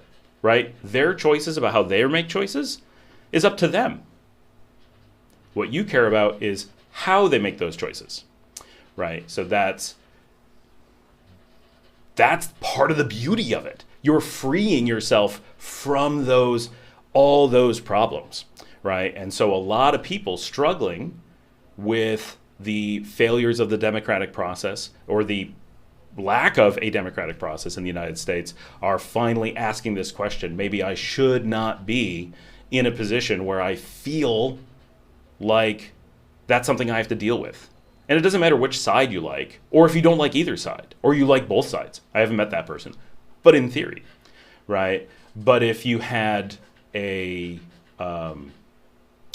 no matter what is frustrating you, one of the great things about becoming an expat is it doesn't matter which thing is frustrating you. You get to leave it behind. If U.S. had a pure... Okay, so we have a real strict rule about not getting political on here. So one of the things about being an expat is you don't have to worry about politics. That's not being political. That's the power of an expat, that the idea that you get to leave these things behind. There will be no comments about which is good or bad in the United States, period. Let's just be clear, don't post them. And there's no reason to, especially if it's misinformation, right? So Nicholas just came on and basically bashing democracy and says, "Oh, if we had democracy, then the populace would rule." Okay, if you don't like democracy, that's cool. Then stay in the United States. It's not a democracy. Perfect. It's exactly what you want. Don't worry about leaving. If it's fine to have opinions about whether you like democracy or don't like democracy. It's fine to like the U.S. system or don't like the U.S. system. It's fine to love America, and it's fine to want to leave. This is an opportunity for people to talk about being an expat in an honest way, right? Which is not what Randy was doing. Randy was trying to pretend information that was incorrect, and then trying to what's called a leading question, which is a standard propaganda technique, to try to imply things and then make people defend something that isn't true, but the defense makes it seem like it must be. So it's a panic response by someone who knows, right, that he's got a situation. Wiggy says, Randy, right, for some of us, it's a matter of struggling financially while trying to live on a fixed income. Food prices are very high in the United States. Yeah, like there's real reasons to be looking at leaving, right? And for some people, breaking free of having to emotionally be tied to what's going on and feeling responsible for a government they have no control over, right? When you don't have a strong say, and whether it's you don't have a say because it doesn't have democracy, or you don't have a say because you're lost in a sea of population, you are it's emotionally damaging, right? You spend all your time worrying about things you don't necessarily need to worry about, right? Now, for somebody has to. Right, someone wants to stay. Someone wants to work within the system, and that's great. There's hundreds of millions of people who want to do that, but not everyone wants to do that. It is very nice being an American in Nicaragua. Nicaragua treats Americans better than American treats Americans. Like that's as an American who moved to Nicaragua, you are so much more welcome in Nicaragua than you are in America, right? Like, that's an amazing feeling to actually be wanted, right? Go to a hospital and they actually want to take care of you. They're not looking to see how they can get rid of you. They're not trying to hide behind private companies, right? There's more social services provided to Americans living in Nicaragua than there are in the United States. Those are mind-blowing things to Americans that traveling abroad. Now, Nicaragua is an extreme case of how much is offered, but the great thing is it's great for everyone living in Nicaragua. It isn't that you're an American living in Nicaragua that makes it so great. It's the difference from where we're coming from, right? If you're coming from Argentina and moving to Nicaragua, they get an equally awesome experience, but Argentina provides so many of those things too that they don't have that sudden like, oh my gosh, it's so different. Well, they also have a lot of those things. Not every single thing's the same, but it's more like tuning. But coming from someplace like the U.S., you have this huge differential of like, whoa, this is a different world. I can't believe how welcome I feel every day, right? Like, I can't believe the fear, the panic, the stress, those things go away. And that it's so clear that the system wants you there. As long as you're being good, you're actually wanted, which is an amazing feeling. TJ says, I ordered a controller from that site, $11 for shipping. From the Simon site? $11 feels like a lot for shipping from inside the country. Coming from the US, that would be really cheap. Well, even there it wouldn't be really cheap for a controller.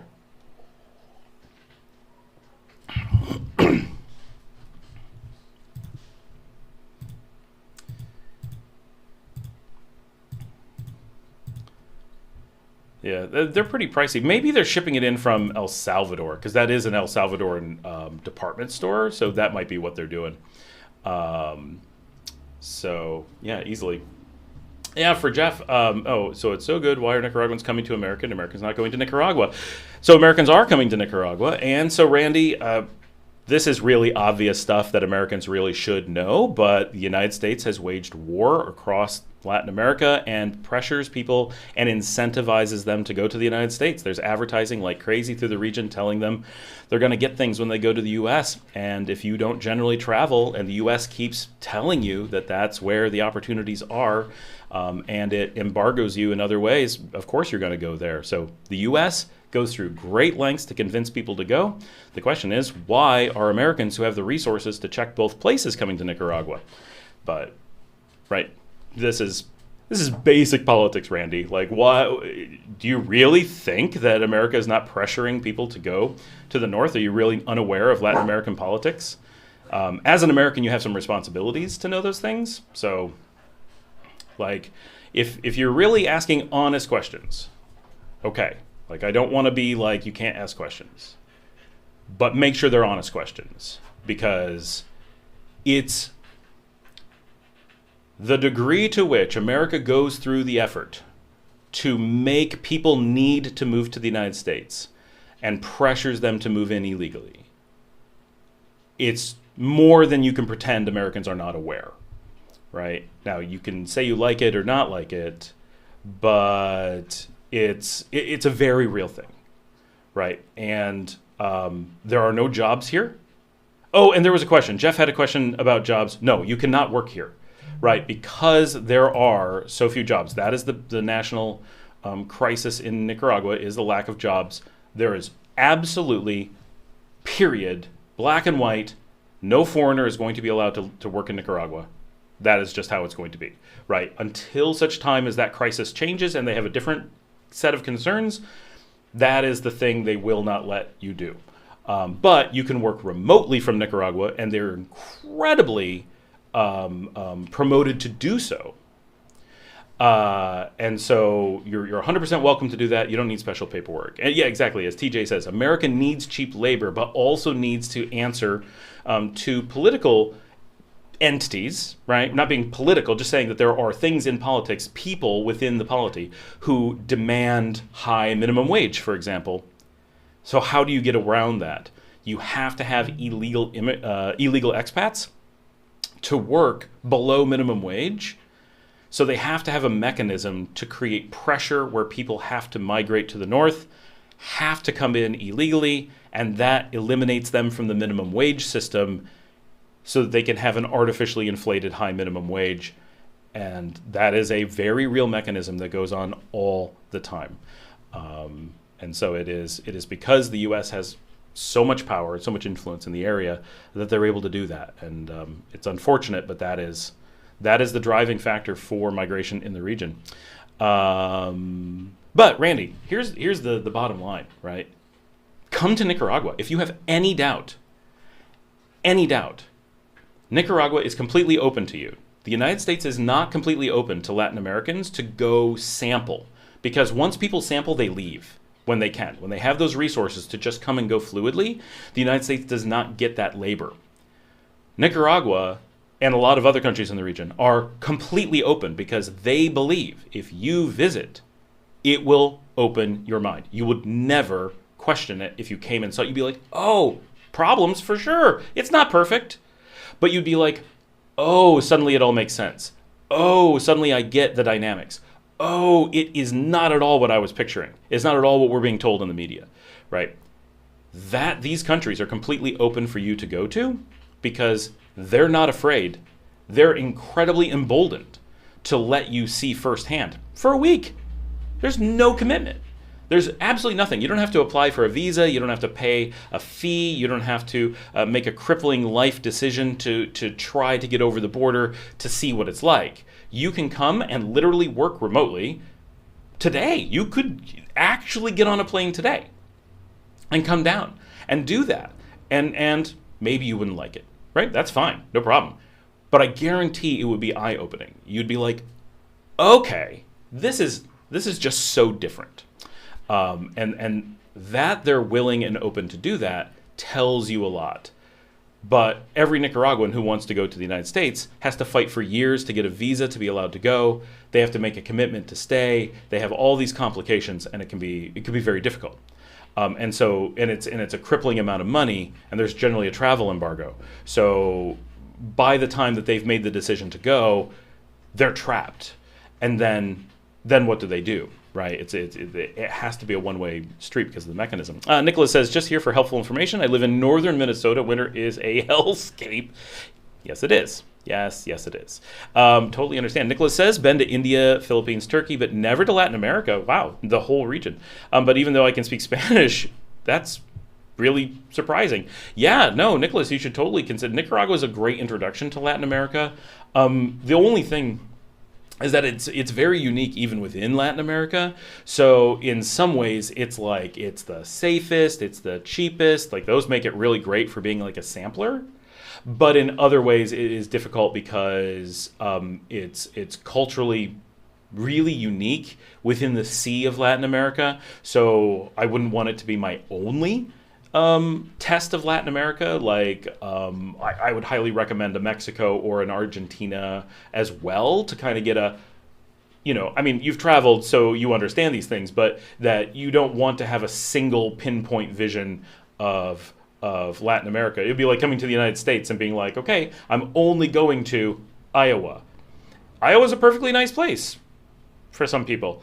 And, but it may not be what you would be imagining. And then if you went to like a New York, you'd be like, okay, that's completely different, right?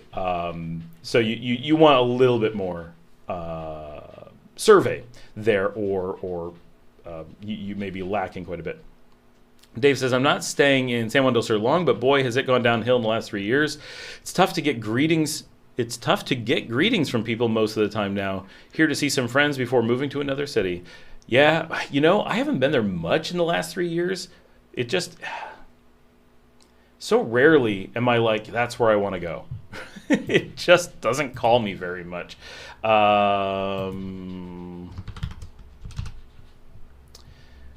DJ says the cheapest 55-inch, this is a smart TV, found here is $460. Okay, definitely cheaper to buy a TV in the U.S. and have it shipped here. Yeah. Wiggy is in Iowa. My CEO's mother lives in Iowa as well. My family's from Ohio, so funny story. I was not born yet. My grandfather, farmer in Ohio, always heard about how good the corn was in Iowa, and one time drove the family on vacation to Iowa to see the corn, only to find out that for all intents and purposes, it's the same corn as Ohio. That's quite the trip. And they're from eastern Ohio, right? So they went all the way across Ohio, all the way across Indiana, like really far, just to be like, wait, Iowa's just, I don't know what he was expecting. Like, it's kind of flat and full of corn. Like, it's nice. Like, you want to go to a nice, you want to go to a nice diner, and you have a nice little Midwestern meal and quiet little town. There's stuff I like about Iowa. Like, honestly, far from the last place I'd want to live in the U.S. It's decent. Not bad at all. I grew up in small town Western New York, so feels not that much different than in Iowa, but not as flat. We were rolling hills, but other than that, culturally we were pretty close to Iowa. Lots of universities, which is cool, and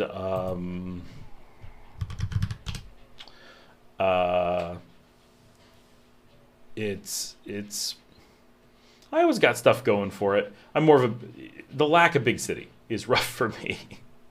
If I'm going to be in the U.S., I at least want access to a good-sized city. It doesn't have to be huge, right? But I lived in Dallas for a long time. Really like Pittsburgh, except for the weather obviously is only good part of the year. But I love Pittsburgh when spring and fall and stuff. Wow, what a great city! Love the way it looks. I love coleslaw and all the meals. Anyone ever been to Pittsburgh? They put coleslaw in everything, every day, everything. It's heaven. Like, oh, I need a sandwich. Oh my gosh, it has coleslaw on the sandwich. What's this on the side? More coleslaw. Like, this is great. I don't know if it's the world epicenter of cabbage or what's going on, but it's cabbage and mayonnaise and everything in Pittsburgh is pretty cool. But yeah, no, Nicholas, I would recommend Latin America is such a cool region.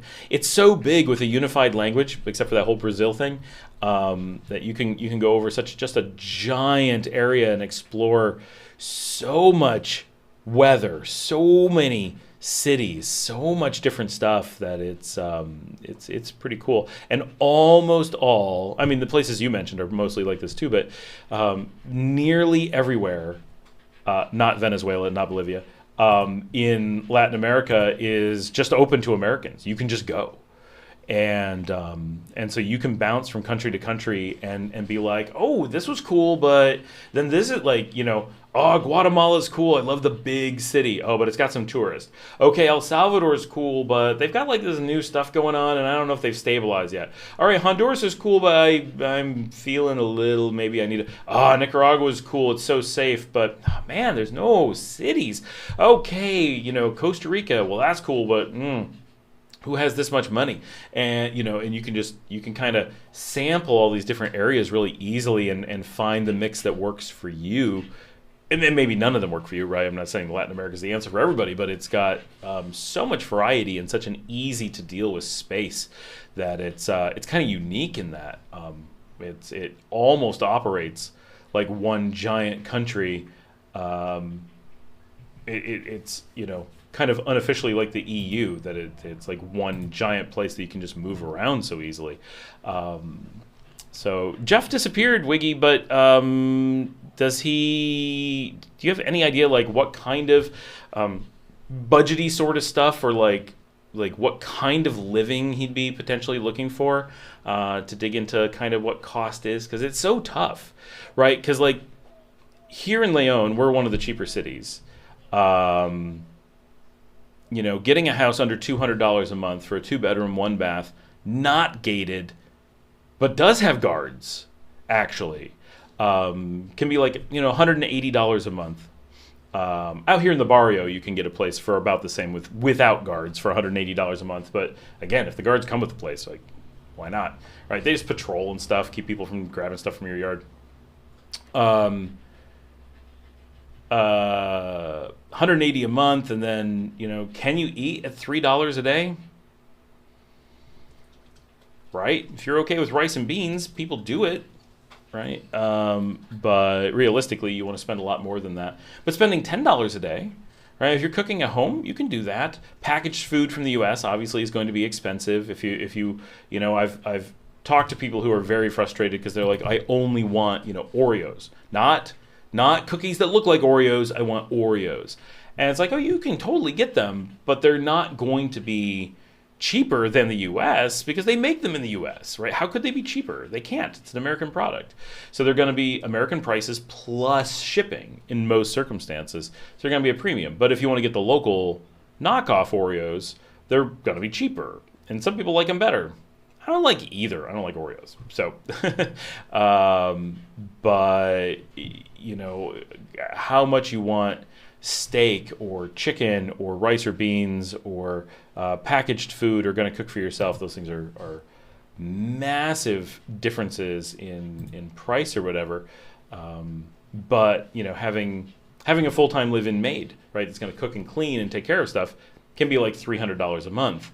And so, right, for some people, that's their entire budget. But for others, that's an easy cost savings to just have a person is going to make life so much easier on you, for example.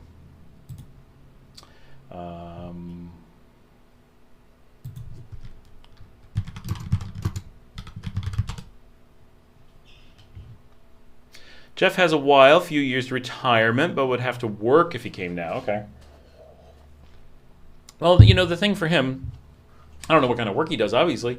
If you can find remote work, if you can't find remote work, if you have to work locally, although the budgets are such, like if you're going to retire in a few years, you might easily be able to retire early by coming to Nicaragua. So keep that in mind, like play with the numbers. But if Jeff can move to online work, even if it's earning a little bit less, keep in mind that you are tax-free in Nicaragua, that you still pay taxes in the U.S., but you'll be, that's a tough one. Okay. He would have to make a career change then. But that may be something worth doing, right? Because there's the tax advantages. After your first year, you don't pay taxes at all on income. And so maybe, everyone's different, right? You're a truck driver, you've been a truck driver your whole life. I don't know, maybe you just started. You don't want to give that up 5 years before retirement just to make a move, probably. But maybe he does. Maybe he has a hobby he's always wanted to pursue, and it's like, but I could only ever earn half. Oh, guess what? Earning half in Nicaragua, especially once that tax advantage kicks in after the first year, will likely give him triple or more the buying power. And so if he's living in a nice house now, he might earn half as much and live in a nicer house instead of, needing to cook for himself. Someone cooks for him. Like, you never know, right? It's a equation to play with. It's not for everyone, right? Some people need to wait to retirement. It just is what it is. But great option for retirement because your money's just going to go so much farther, and your health care. Nicholas says, nice, thank you, sir. No, so how long was the free entry to Nicaragua again? So the way that it works is at the border, right? This is all semantic tricks. At the border, your entry is 90 days. But once you're in, you can extend 90 days, technically 30 days 3 times. So it's 180 days when you cross the border. So I drive in from Costa Rica. I get to stay for 180 days without leaving the country to go to Costa Rica for an hour again. Some people don't want to do the extensions, right? They live by the border or whatever, so they go over the border and come right back in and deal with it that way. That's fine. You can do that. They don't have to. They're just doing it because it makes sense for them. But you get to renew and come back in. So that border run is really quick and easy. So generally you can do that a few times. Some people can do it a lot. Depends on who you are, what you're doing. So you may get a year or a year and a half or even 2 years all on that system before you have to talk about residency, at which point generally you're going to have a conversation with Migración, and they'll say, you've come in and out and done these things, it's time to talk about residency. And that conversation could be, I'm only looking at doing this for 6 more months and then I'm moving on to Colombia. And they're going to be like, okay, cool, we'll just mark that in your notes and make sure you do, right? Or it could be like, I want to pursue permanent residency. Should I talk to someone? And they'll be like, yeah, we'd recommend a lawyer. You don't have to, but that's easy. And then you go get a lawyer and start the process of figuring out what residency makes most sense for you, which probably you could guess today what would make sense for you, but there's every possibility you can't. It may be that in 6 months or whatever, you'll have made different decisions, or your life will have changed, or the residency rules will have changed, and they'll have a different set of things that make sense for you, right? So it's not worth a whole bunch of jumping ahead of time to try to determine exactly what's best for you, unless it's just so clear cut. It's kind of best to wait and then play with it when the time comes. So technically it's 6 months at a shot on the visa system, but in a practical sense it's much longer, that you can stay in the country without going down any kind of residency path. And that's their anticipation. Nicaragua builds things around the idea that you will visit, fall in love, and fail to leave. And they've built a system to accommodate that. They want you to definitely go register after you get 90 days doing nothing. Then you need to go let someone know. But if you come to the country for a weekend and just don't leave, you're good. This is the system they're expecting, because the average person, I'm making this up, but the average person coming to Nicaragua has no idea what to expect. And when they get here, of course the average person doesn't just stay, but people just lose their minds, fall in love, and go, why would I leave? And they think they're going to hide. And then they're like, oh, wait, I'm allowed to stay? Oh, cool. So that really is a process. People are totally prepared to be illegal expats all the time. That is such a process here.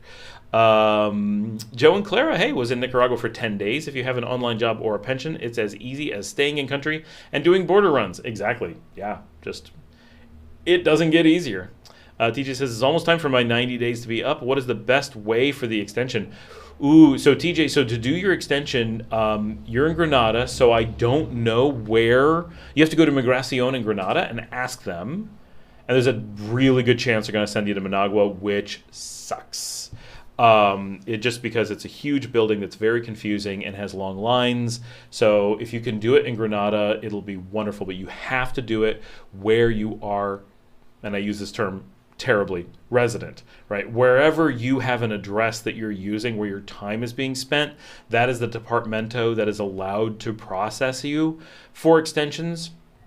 So for me, I'm in Leon. I can only do Leon. If I'm traveling, I'm not allowed to extend somewhere else. Has to be Leon. But if you are in Granada, it's got to be Granada.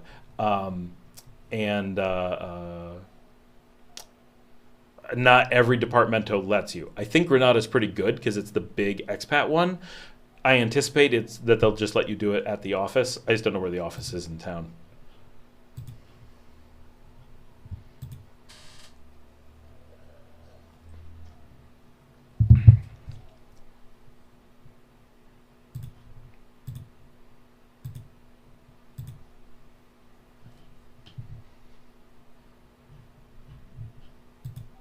Oop, I heard some thunder. We're still in the monsoon season, and so we're still getting the daily storms at all kinds of different hours.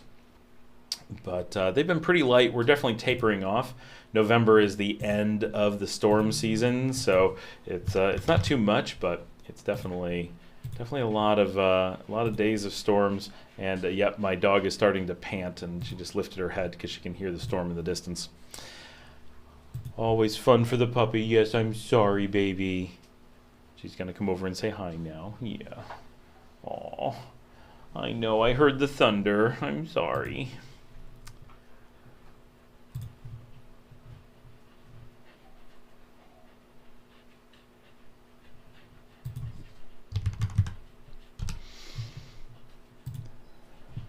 I'm just checking my messages because I am here at work. For those who weren't on earlier, I'm actually working right now. Oh my gosh, a raccoon just fell out of the ceiling at LaGuardia Airport. That's awesome. What? And of course it's in front of a spirit sign. That's funny. I don't even... They have one of them Simon stores in Leon. We do. It is true. It's right in the city. I never use it. I go to Simon in the capital for things, but not. I don't have my control board up. I never even turned it on. Apparently, being lazy today. Trying to fire up. I'll have this picture for everyone here in a minute.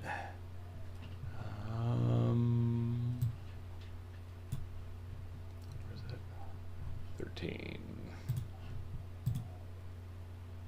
All right, this is LaGuardia Airport.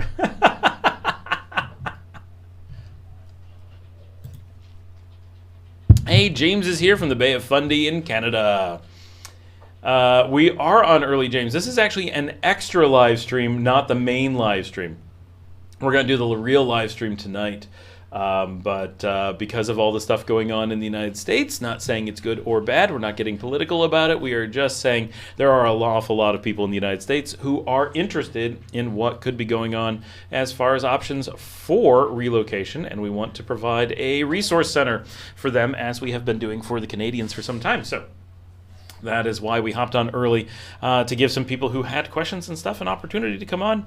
And, honestly, just a lot of people talking about relocation because of whatever gets other people thinking about it. People who are completely just, could this be a cheaper way to live? Could this be a safer place for my kids? Could this be a great way to learn a new language? Is this just a life adventure I could go on? Never thought about it before. Now I'm thinking about it. Perfect. So that's why we're here.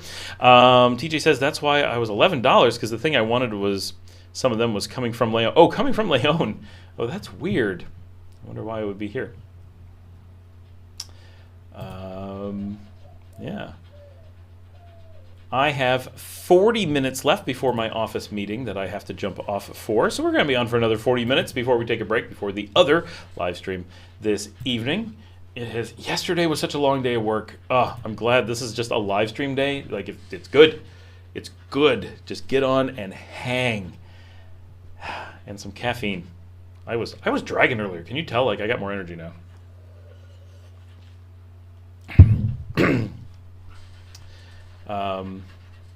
That photo, YouTube is like, this photo is not enough bit late. Like we're not good at this. I just found this hilarious photo. In Nicaragua, obviously not, but turkey consumption, not you. Oh. In Nicaragua, obviously not you, but turkey consumption for Christmas. I actually don't know anything about the turkey consumption for Christmas.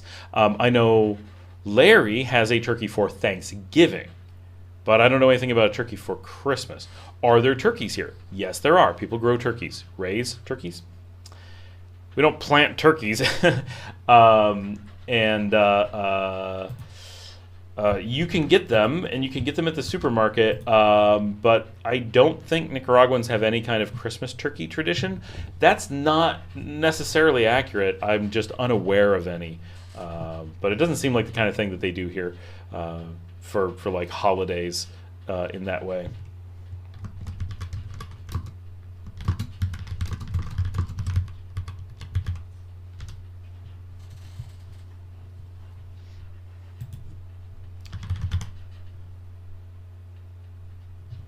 But I know at Thanksgiving, there's always expat groups that are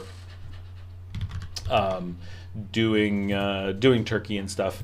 Pretty common. And my wife does tofurkey, right? For those who don't know, we're vegetarian, so we're always doing something for the holidays. Tim is here. Hey Tim, good to see you. Do you know if you're able to renew a U.S. passport at the embassy in Managua? All of my sources say yes. I have not done it. I literally discussed it this morning with someone, but I did not do it myself. So I believe that to be true. As far as I know, all U.S. embassies allow you to renew your passport. Again, I've never tried that. I do plan to try to do that because going back to the United States just to renew my passport would be super annoying. And the U.S., that's one of those things the U.S. is fantastic about, is foreign passport services and stuff like that. So generally that works really, really well. Everyone I know like has not had a problem getting that done. So I think that'll be really easy. Turkeys at La Colonia, but they're kind of expensive, and I don't have a freezer to keep it in. Oh yeah, I've got a big chest freezer. Those are nice to have. I talked about this earlier, planning on going back to the United States really, really soon because I have a storage unit that keeps going up in price, as they do. And what good is a storage unit that I can't get to? Not very good. That's the answer. So trying to figure out how we can get to and empty that out so we can actually use the items from it for once. That would be super cool. It is definitely time to empty out my storage unit. So many years. I don't even know what's in there. I have no idea if anything in there is any good anymore. Like, at this point, I think we're all afraid to open it and to find out what's inside. It's gonna be rough.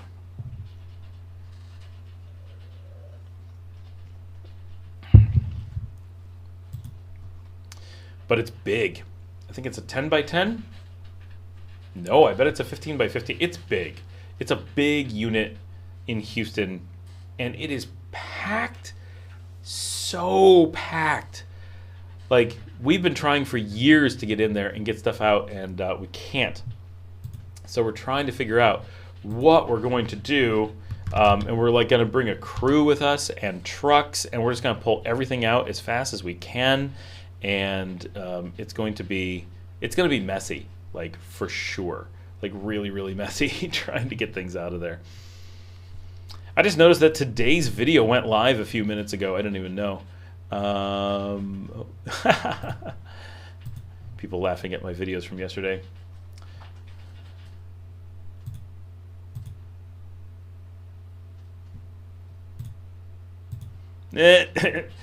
Alan made a comment on my video, on my expat disease video about the dangers of alcoholism in when you're an expat, and said, nearly all this video talks about how cheap and delicious alcohol here is. It's kind of ironic given that this is a video trying to keep people from alcoholism.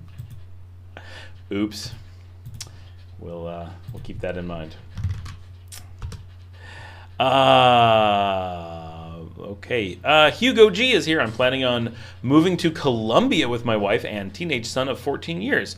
Do you think it's better to raise kids there? Thank you for your advice. So Colombia versus where? Versus the U.S. versus Nicaragua? Colombia definitely seems like a pretty cool place to be raising kids for sure. Ooh, TJ, who? Send me a link. Hugo, where in Colombia are you looking at? Big country?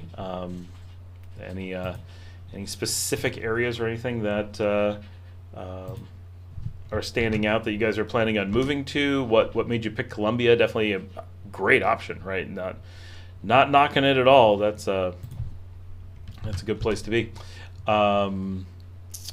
Colombia is super cheap, like Nicaragua, so that's obviously. Okay, versus the USA, yeah. So Colombia, the biggest negative I think of Colombia is that it does have some crime issues, right? But like anywhere, the U.S. is generally really safe. Gotta be pockets of crime. Colombia has a bit of crime, certainly huge pockets of safe, right? Like. To some degree, we talk about Guatemala a lot. Guatemala famously has a lot of safety issues, but when you're living there, it doesn't take very much common sense to be like, oh, I can totally avoid all these safety issues, and it's actually really safe. So I don't know that specific city in Colombia. I know the region that it's in, but I don't know the city. It's definitely a smaller, lesser known city, kind of in the middle, but looks beautiful. And Colombia really is such a nice country with so much to offer because it's got the big cities, the big population. You have so many options from education and travel and neighboring countries and mountains and just you have everything in Colombia that I think is a great place to raise a family, right?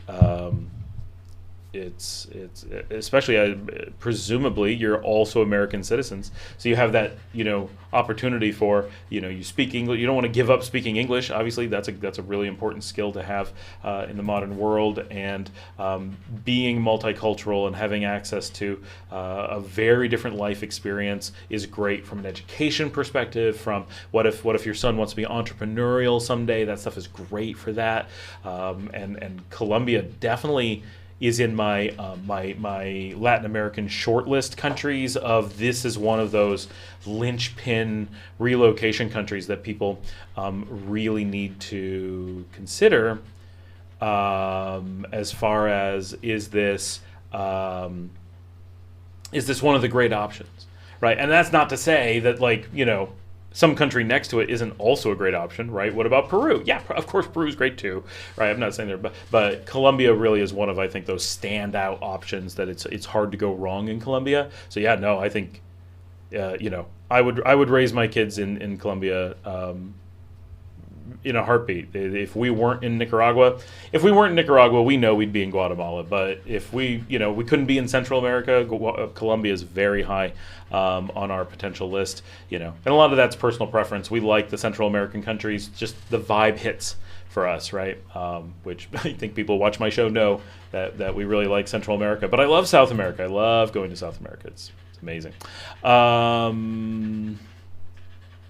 Tim says you may see your things on Storage Wars someday. Yeah, I really might. It'll be some funny stuff too. So TJ's gonna get me Rise and Fly. All right, I'm gonna check that out.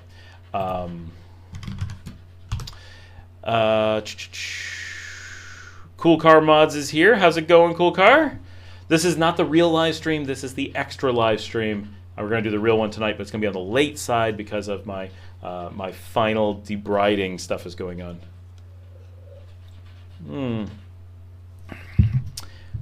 Crosius says Colombia is very cheap, cheaper than almost any Central American country, especially the grocery store, but it's overall dangerous. We generally say that Colombia is the same as Nicaragua with a different mix. So like housing housing's more, and then food is like, it depends. If you live a lot but don't eat a lot, one's better. If you eat a ton but you're homeless, then the other's better. But on like the average person, they're like super ridiculously close. But yeah, Colombia is super cool. Definitely a good place. Rise and fly.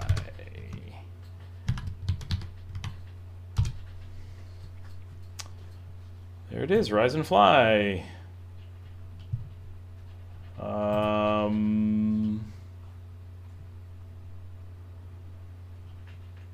Pretty new. Countries worldwide, lens of a tourist, revealing. It's just it's a general travel show that happens to be in Nicaragua right now. Is that what it is? Managua. That's a lot of Managua videos. Oh yeah, but Medellin recently. So they did. Oh, I think I've seen a few of these. Yes, why Nicaragua is the hidden gem of the Americas. How Managua became a traveler's dream. I definitely need to watch that because I love Managua, but I wouldn't call it a traveler's dream.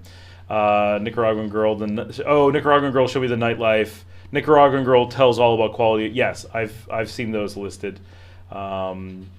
You know what though? A lot of these are those dating question shows where there's a lot of these travel shows where they show up and they just randomly interview someone that they meet. I'm not saying he did that. I haven't watched these yet. But it's like, oh, okay.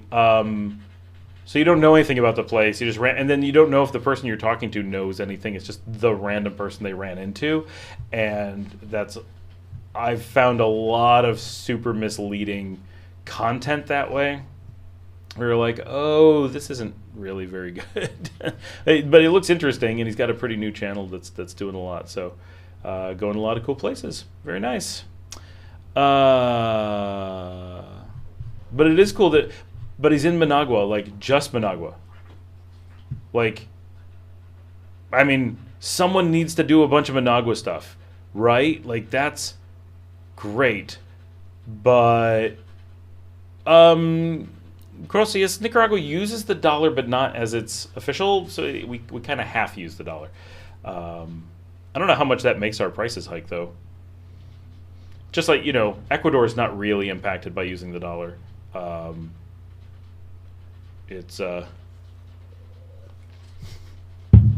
Nicholas says, hey, I can get you probably storage half the price up here in Minnesota. That actually seems surprising. Minnesota's really expensive compared to Texas in most things. But I was going to say, Rise and Fly, like an entire series on Nicaragua only in the place that nobody goes to is surprising, right? Like, it's cool, off the beaten path. And like Managua, top 5 neighborhoods. What? Yeah. And his final thoughts. Managua's most surprising relative. I don't know.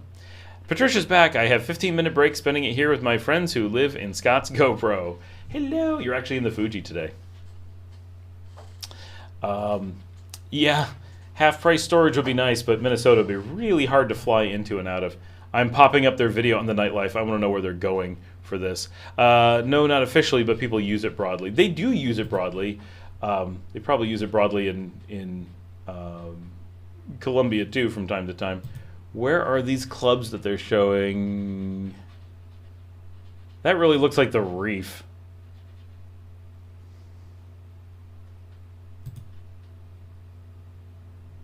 All right, I'm gonna let them spin the camera around here a little bit. Why would you want to live like Cuba and... So, why do you want to... So you want to live... So this is... So BS. And that's a funny... oh, shoot. Oh, no. That's Los Robles. So, okay. So if you're watching the Nicaraguan girls show me the crazy nightlife in Managua, Rise and Fly, that is the Los Robles party district that they're walking through. I recognize the places. So, BS, why do you want to live under a dictator? So you don't, right? As a... we talked about this earlier. As an expat, you have zero, by definition, zero care whether you have a democracy, a dictatorship, king. Like why are Americans not worried about moving to England or Canada because they have kings, right? Because it doesn't matter. You're not part of the polity, so it's impossible for it to matter to you unless you've mistaken government for religion, And so there's a lot of people care because they're accidentally trying to worship the government instead of trying to use it as a government. So I understand that that happens, but as an actually understanding it's a government, as an expat, once you've left your own country, when you move to another one, you have no possibility of caring about if there's a king or a dictator or a real democracy or a partial or an oligarchy. None of those matter because it's not your government. And those things only matter to the people who are within the voters or the representative group.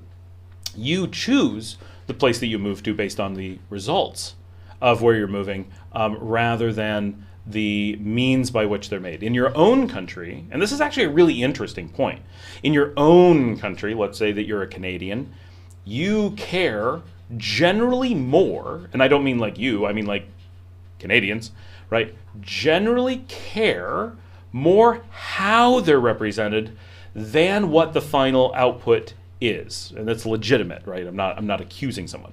So like Americans say, you know, the American political system is super important to them. It is super important to them. That's legit. But to an immigrant or an expat who moves to the United States, they don't care. They're not a voter. How it works, they don't care. What they care about is the results of what the American people have done, and then they choose if those results create a country that they want to move to. And the same thing for you. Why would you want to live under a system like Cuba or Venezuela has, which are two very different systems? But if you were to move to one of those examples, you would be, in theory, either being random, that's always an option, or you're choosing it because you like the results of whatever they've done. Now, places like England have a lot of stability because they have a dictator, right? It's a hereditary dictator, but Canada, hereditary dictator, right? So those countries have that stability that comes with having a single person in charge over a long period of time. Now, they have a blend of other things with it. It's not a pure dictator, pure hereditary dictatorship the way that some places are, but it still creates a stability that may result in a benefit that you like. Traditionally, right, if you study politics, dictators tend to have higher safety, longer term, more able to do public works.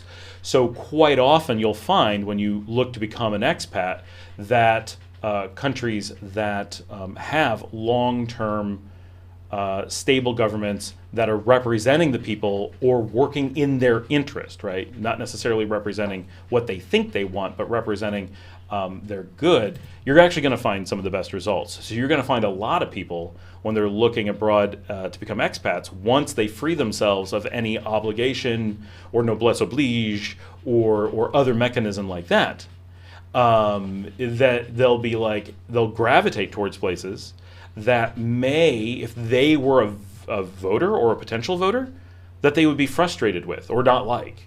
But as an expat moving to that place, they're thrilled.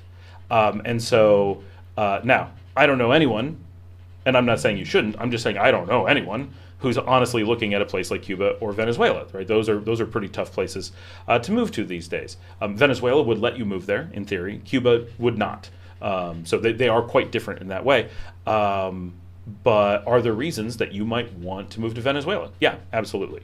Are there a lot of them? Probably not. They're not they're definitely not on the short list of anyone I've ever met of places you might want to move. But I do know Americans who have moved there and are like, yeah, I like it. They weren't raving about it, right? But they're like, yeah, it's kind of cool. So there's often mixes of things there that aren't what you'll anticipate. Now, how would you know what you like in Venezuela before you move there? Got me. I have no idea. That's a tough one, right? Like, so what thing is going to draw you there other than you just have this unbelievable need to eat arepas every day on the street? I'm not sure which factors in Venezuela at this time would draw you there. So I'm just giving you hypotheticals as to why a system like that may attract you as a person investigating expats. So if you have friends who are like, no, I think Venezuela is the way to go, there's a really good chance they don't know, right? They may be guessing based on some kind of frustration, but there's also a possibility that the things that you're picturing as being problematic in Venezuela, which may be problematic to Venezuelans, maybe or maybe not, right, are irrelevant to the people you know who might be moving there. So that's something that until you've really thought about, okay, that's a good point. Gross, yes. But until you've become an expat or really spent time thinking about becoming an expat, it's really normal to have this like, well, the politics of where I'm moving must be important, right? And one of the reasons is because one of the factors that has a tendency to make people at least consider becoming an expat is politics, right? Now, I'm not making political statements about the United States. I'm simply saying that today is a day we all, there's no way to, we can't sugarcoat it, right? A lot of politics just happened in the United States. Whatever side you're on, whatever, people are discussing expatting because of American politics at this particular moment. And because of that, we have a tendency to attach politics to the expat process. But in reality, it's a apolitical process, which is one of the really cool things about it. Like, imagine not having to care about politics. You still care about safety, you care about how the police work, you care about all kinds of things.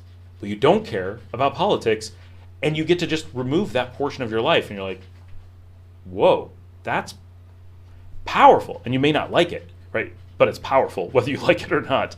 Rafoto says, expat relocation, no immigrant that thinking of it, you white, you expat. If you are another skin color, you immigrant is BS. That is BS. That's why I try very hard to use the terms correctly. So, for example, the people that they talk about like deporting from the United States are actually illegal expats. So all immigrants are expats. Just real quick for people. All immigrants are expats. Not all expats are immigrants. I became an expat 10 years ago. I am now an immigrant. So I'm actually an immigrant, but I'm a legal immigrant, but I'm an immigrant for those who care. BS says, I don't know about Nicaragua, but I do know about Cuba and Venezuela, and they're nightmare, basically hell on earth. I've not visited them, so that's a very reasonable assessment, right? I'm not going to say that that's wrong. That's easily true. Especially Cuba has no power right now. Maybe it's back on, but they haven't for a while. But importantly, they aren't nightmares because of their political processes, right? Now, on the grand sense, right? There are places with similar political structures that don't have those problems, and there are places that have those political structures that do have those problems. There can be correlations, there easily is, but they're also not directly tied to each other. Does that make sense? Right? Like it's, for example, for a very long period of time, Libya famously had a dictator for more than 30 years, and he's considered one of the most important, influential, and caring leaders of his people of the 20th century, right? Did more for public works under a single leader in Africa with almost no resources than any democratic country was able to do, simply because the political overhead of doing so was too difficult. It's a case study required for poli-sci master's degrees, and it's really interesting that the systems don't always do what they're like. Nicaragua is nothing like those countries in any sense, right? We don't share a political structure. We don't share we share the ALMA system. That's ALMA? Yeah, ALMA system. But outside of that, they're incredibly different countries that simply partner together in the regional logistics space. Sorry, I am at work, for those who don't know, and I have about 15 minutes left on this particular live stream. For those who are not familiar with our Thursdays, this is an extra live stream I'm doing because there's so many people who have questions right now, and I had the opportunity, which is rare, to hop in and do this during the middle of the day. So we're doing an extra live stream, which is super cool. We're going to do the regular live stream a little bit on the late side tonight because I am still on IV. Hopefully this is my final treatment, and I will be cleared to not have a needle in my arm, and I can do like a little dance and stuff. I still can't drink. I will still be on nothing but Pepsi for tonight's show. Today we are brought to you by Pepsi and the color black. Yep. But we did get a little red, white, and blue in there, so there we go. And people asking why you can't get sugar-free stuff in Nicaragua. You can, there's just very little. But we will be back on after probably about a 4.5-hour break. I will try my best to have dinner. I'm going to work out a little bit. We're going to get tomorrow's video uploaded, which is already edited. You can watch today's video, came out during the live stream, so you can watch that in the interim. Think up any questions you have and be prepared to be back on this evening as we do the regular live stream, as always. So this is just my extra, and I'm actually in the office working as we do this, and the reason I'm hopping off is because I have a meeting that I have to go to, and I have to hire people. We've hired 3 people today, so it's been a good day overall. We really needed to get some people hired. So but BS, that's a terrible handle to have, by the way. Like, I'm not able to reference you. I'm not able to reference you without accidentally feeling like I'm saying that's BS. How do I say your name? But BS. I would highly encourage you. I mean, I don't know where you're coming from or what your situation is, what the sitch is, but Nicaragua is crazy safe, like ridiculously safe, and only.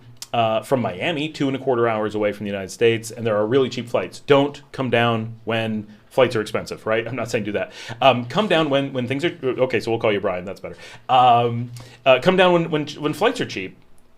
Nicaragua is a mind-blowing experience. You may not love it, right? You may not come down and be like, "This is the country for me." Totally get it, right? And Nicaragua is the right country for 1% of people who visit, but that's a big number considering like most places. Coming down to Nicaragua is because it's so safe, because it's so close, because it's so quick, and because it's so easy and it's so cheap. Did I hit all the things? It's so easy to pop in and be like, oh, this is in no way comparable to the places that you're talking about, right? Like we don't even have flights to Venezuela from here, believe it or not. We do have Venezuelan airlines here, but they don't fly to Venezuela. They only fly to Cuba. Now, we do have tight flights to Cuba because there are blockade runners so that we can get to Europe without going through the United States. But that's it. It's just the Havana Express so that you can catch Turkish to Ataturk in Istanbul. But coming down from the United States, it is very, very easy to come down and just spend a week, and it is the most low-key, super safe, and because, public health care free even for tourists, like, everything is so easy to come and spend a little bit of time. Like, we don't have like the tourist infrastructure of like a Cancun or something, like, obviously, but it's because it's such a laid-back, safe country, it's really easy to come down, hire a shuttle, take a taxi, go see a bunch of the country, and it really is just eye-opening. It really is, and they encourage people very heavily to just hop a plane and come down and check it out because it's they encourage people to take a look. And actually, one of the most encouraging things ever in Nicaragua, I feel like this might even be 2 years ago now when my channel was new, there was a moment where they had passed a new law or regulation, I don't know exactly what it falls under, and said they were going to, cinema equipment, there was going to be a tax. It wasn't restricted, it was just a tax coming across the border, but they used the Netflix list. And they're like, Netflix says these things are cinema equipment, so we're going to classify them as cinema equipment. You can kind of see where the logic was, and we're going to charge you like you're a movie studio making a film. And that sounds good, except everything I own qualifies as cinema equipment. And Patricia said, "Love the Fuji, so comfortable in here." This Fuji qualifies for Netflix, as does my GoPro, right? Like I don't have crazy gear. I have practical gear. I mean, I love my Fuji, but it's like a $1,200 camera, and that's my hobby. Like, I used to be a newspaper photographer. I want one nice camera, like, give me a break. And like, this would qualify as cinema gear. So I had to talk to my lawyer and stuff, and it's like, what do I do? And they're like, you're inside the country. Like, it's only a tax. You're already past it, so it doesn't affect you. But don't come and go, or it's going to create problems. And I'm like, oh my gosh. The whole thing lasted 12 hours. The Department of Tourism got a note to the executive office and was like, what are people thinking? Are you seriously going to tax GoPros? And they lost their shizit, and they sent an immediate executive order to Border Control, and we got copied on it, right? They posted this publicly. They're like, we just sent this to Border Control, and it said, right, Nicaragua is a beautiful country, and people deserve to see it, and they essentially made it tantamount to a crime for the authorities to restrict the visibility and dissemination of the views of Nicaragua. They're like, if they bring a camera, they get to have a camera. If they bring binoculars, they get to have binoculars. You will not stop people taking pictures and videos of Nicaragua. Not going to happen. And I was like, holy cow. They came out swinging with like, we want everyone to have the right to see Nicaragua. There are no restrictions allowed here. And so it was an unbelievable going after the border control and like all these different things that you had to protect people's rights to show off Nicaragua, because they're like, don't let people hide it, because people will say, oh, you're not allowed to see that. They're like, no, everyone's allowed to see it. It is everyone's right to see the country. It was really cool that they came out that way, and that was the result. It was a super cool story. And sorry, someone's asking me a question. Someone wants my house super express now.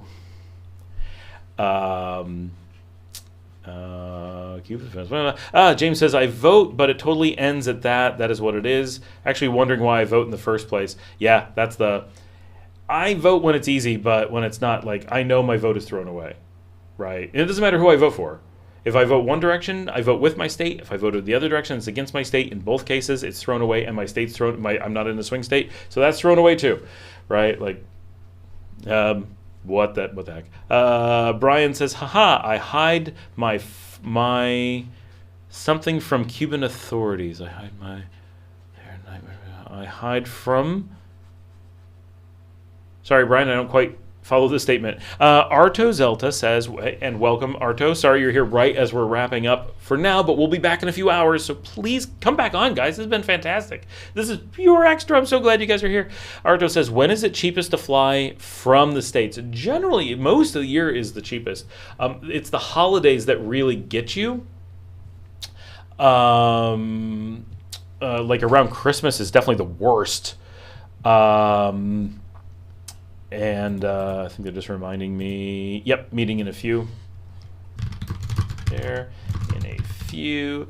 And right now, Spirit is not flying, but they're supposed to be back in December, and that's going to be pretty cheap. By like, I think from like January, I'm kind of January to like March is pretty good. Then you get a little bit at the early April, it spikes up, and then it goes cheap again. And as long as everyone keeps flying, if there's too little, then people stop flying for a few months, and then the prices come up because there's fewer people flying.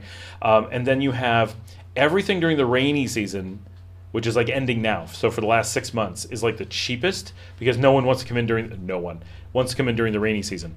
Honestly, it's just as good. Like, who cares? It's all the same. I get it. If you're on vacation, the rainy season can be disruptive because you can't quite schedule as well. It's true. The dry season is a little bit better to visit if you're planning on doing activities. If you're just coming down to like see the country and you just want to like hang out, honestly, it's about all the same. Like, oh no, it's going to rain this afternoon? Let me go find a coffee shop or a bar. Good to go, right? The rain is actually really pleasant, so I don't know. All right, I'm going to wrap up right now. Oh, and Arto, generally, Spirit has the best prices. Avianca often has the second best. I just heard from someone that American beat Avianca in their prices coming up. So shop around. Sometimes you get good deals. Aeromexico is often the nicest and the most expensive, but those are you've got options for sure. And yeah, well, thanks for joining, everybody. We've got the regular videos to watch, so you've got things to go do. You're not stuck with nothing. Plenty of videos to watch in the interim. Think of any questions you have for later, and I will be back as soon as my treatment is done and I'm able to be back online. So have a good afternoon, and we'll see you guys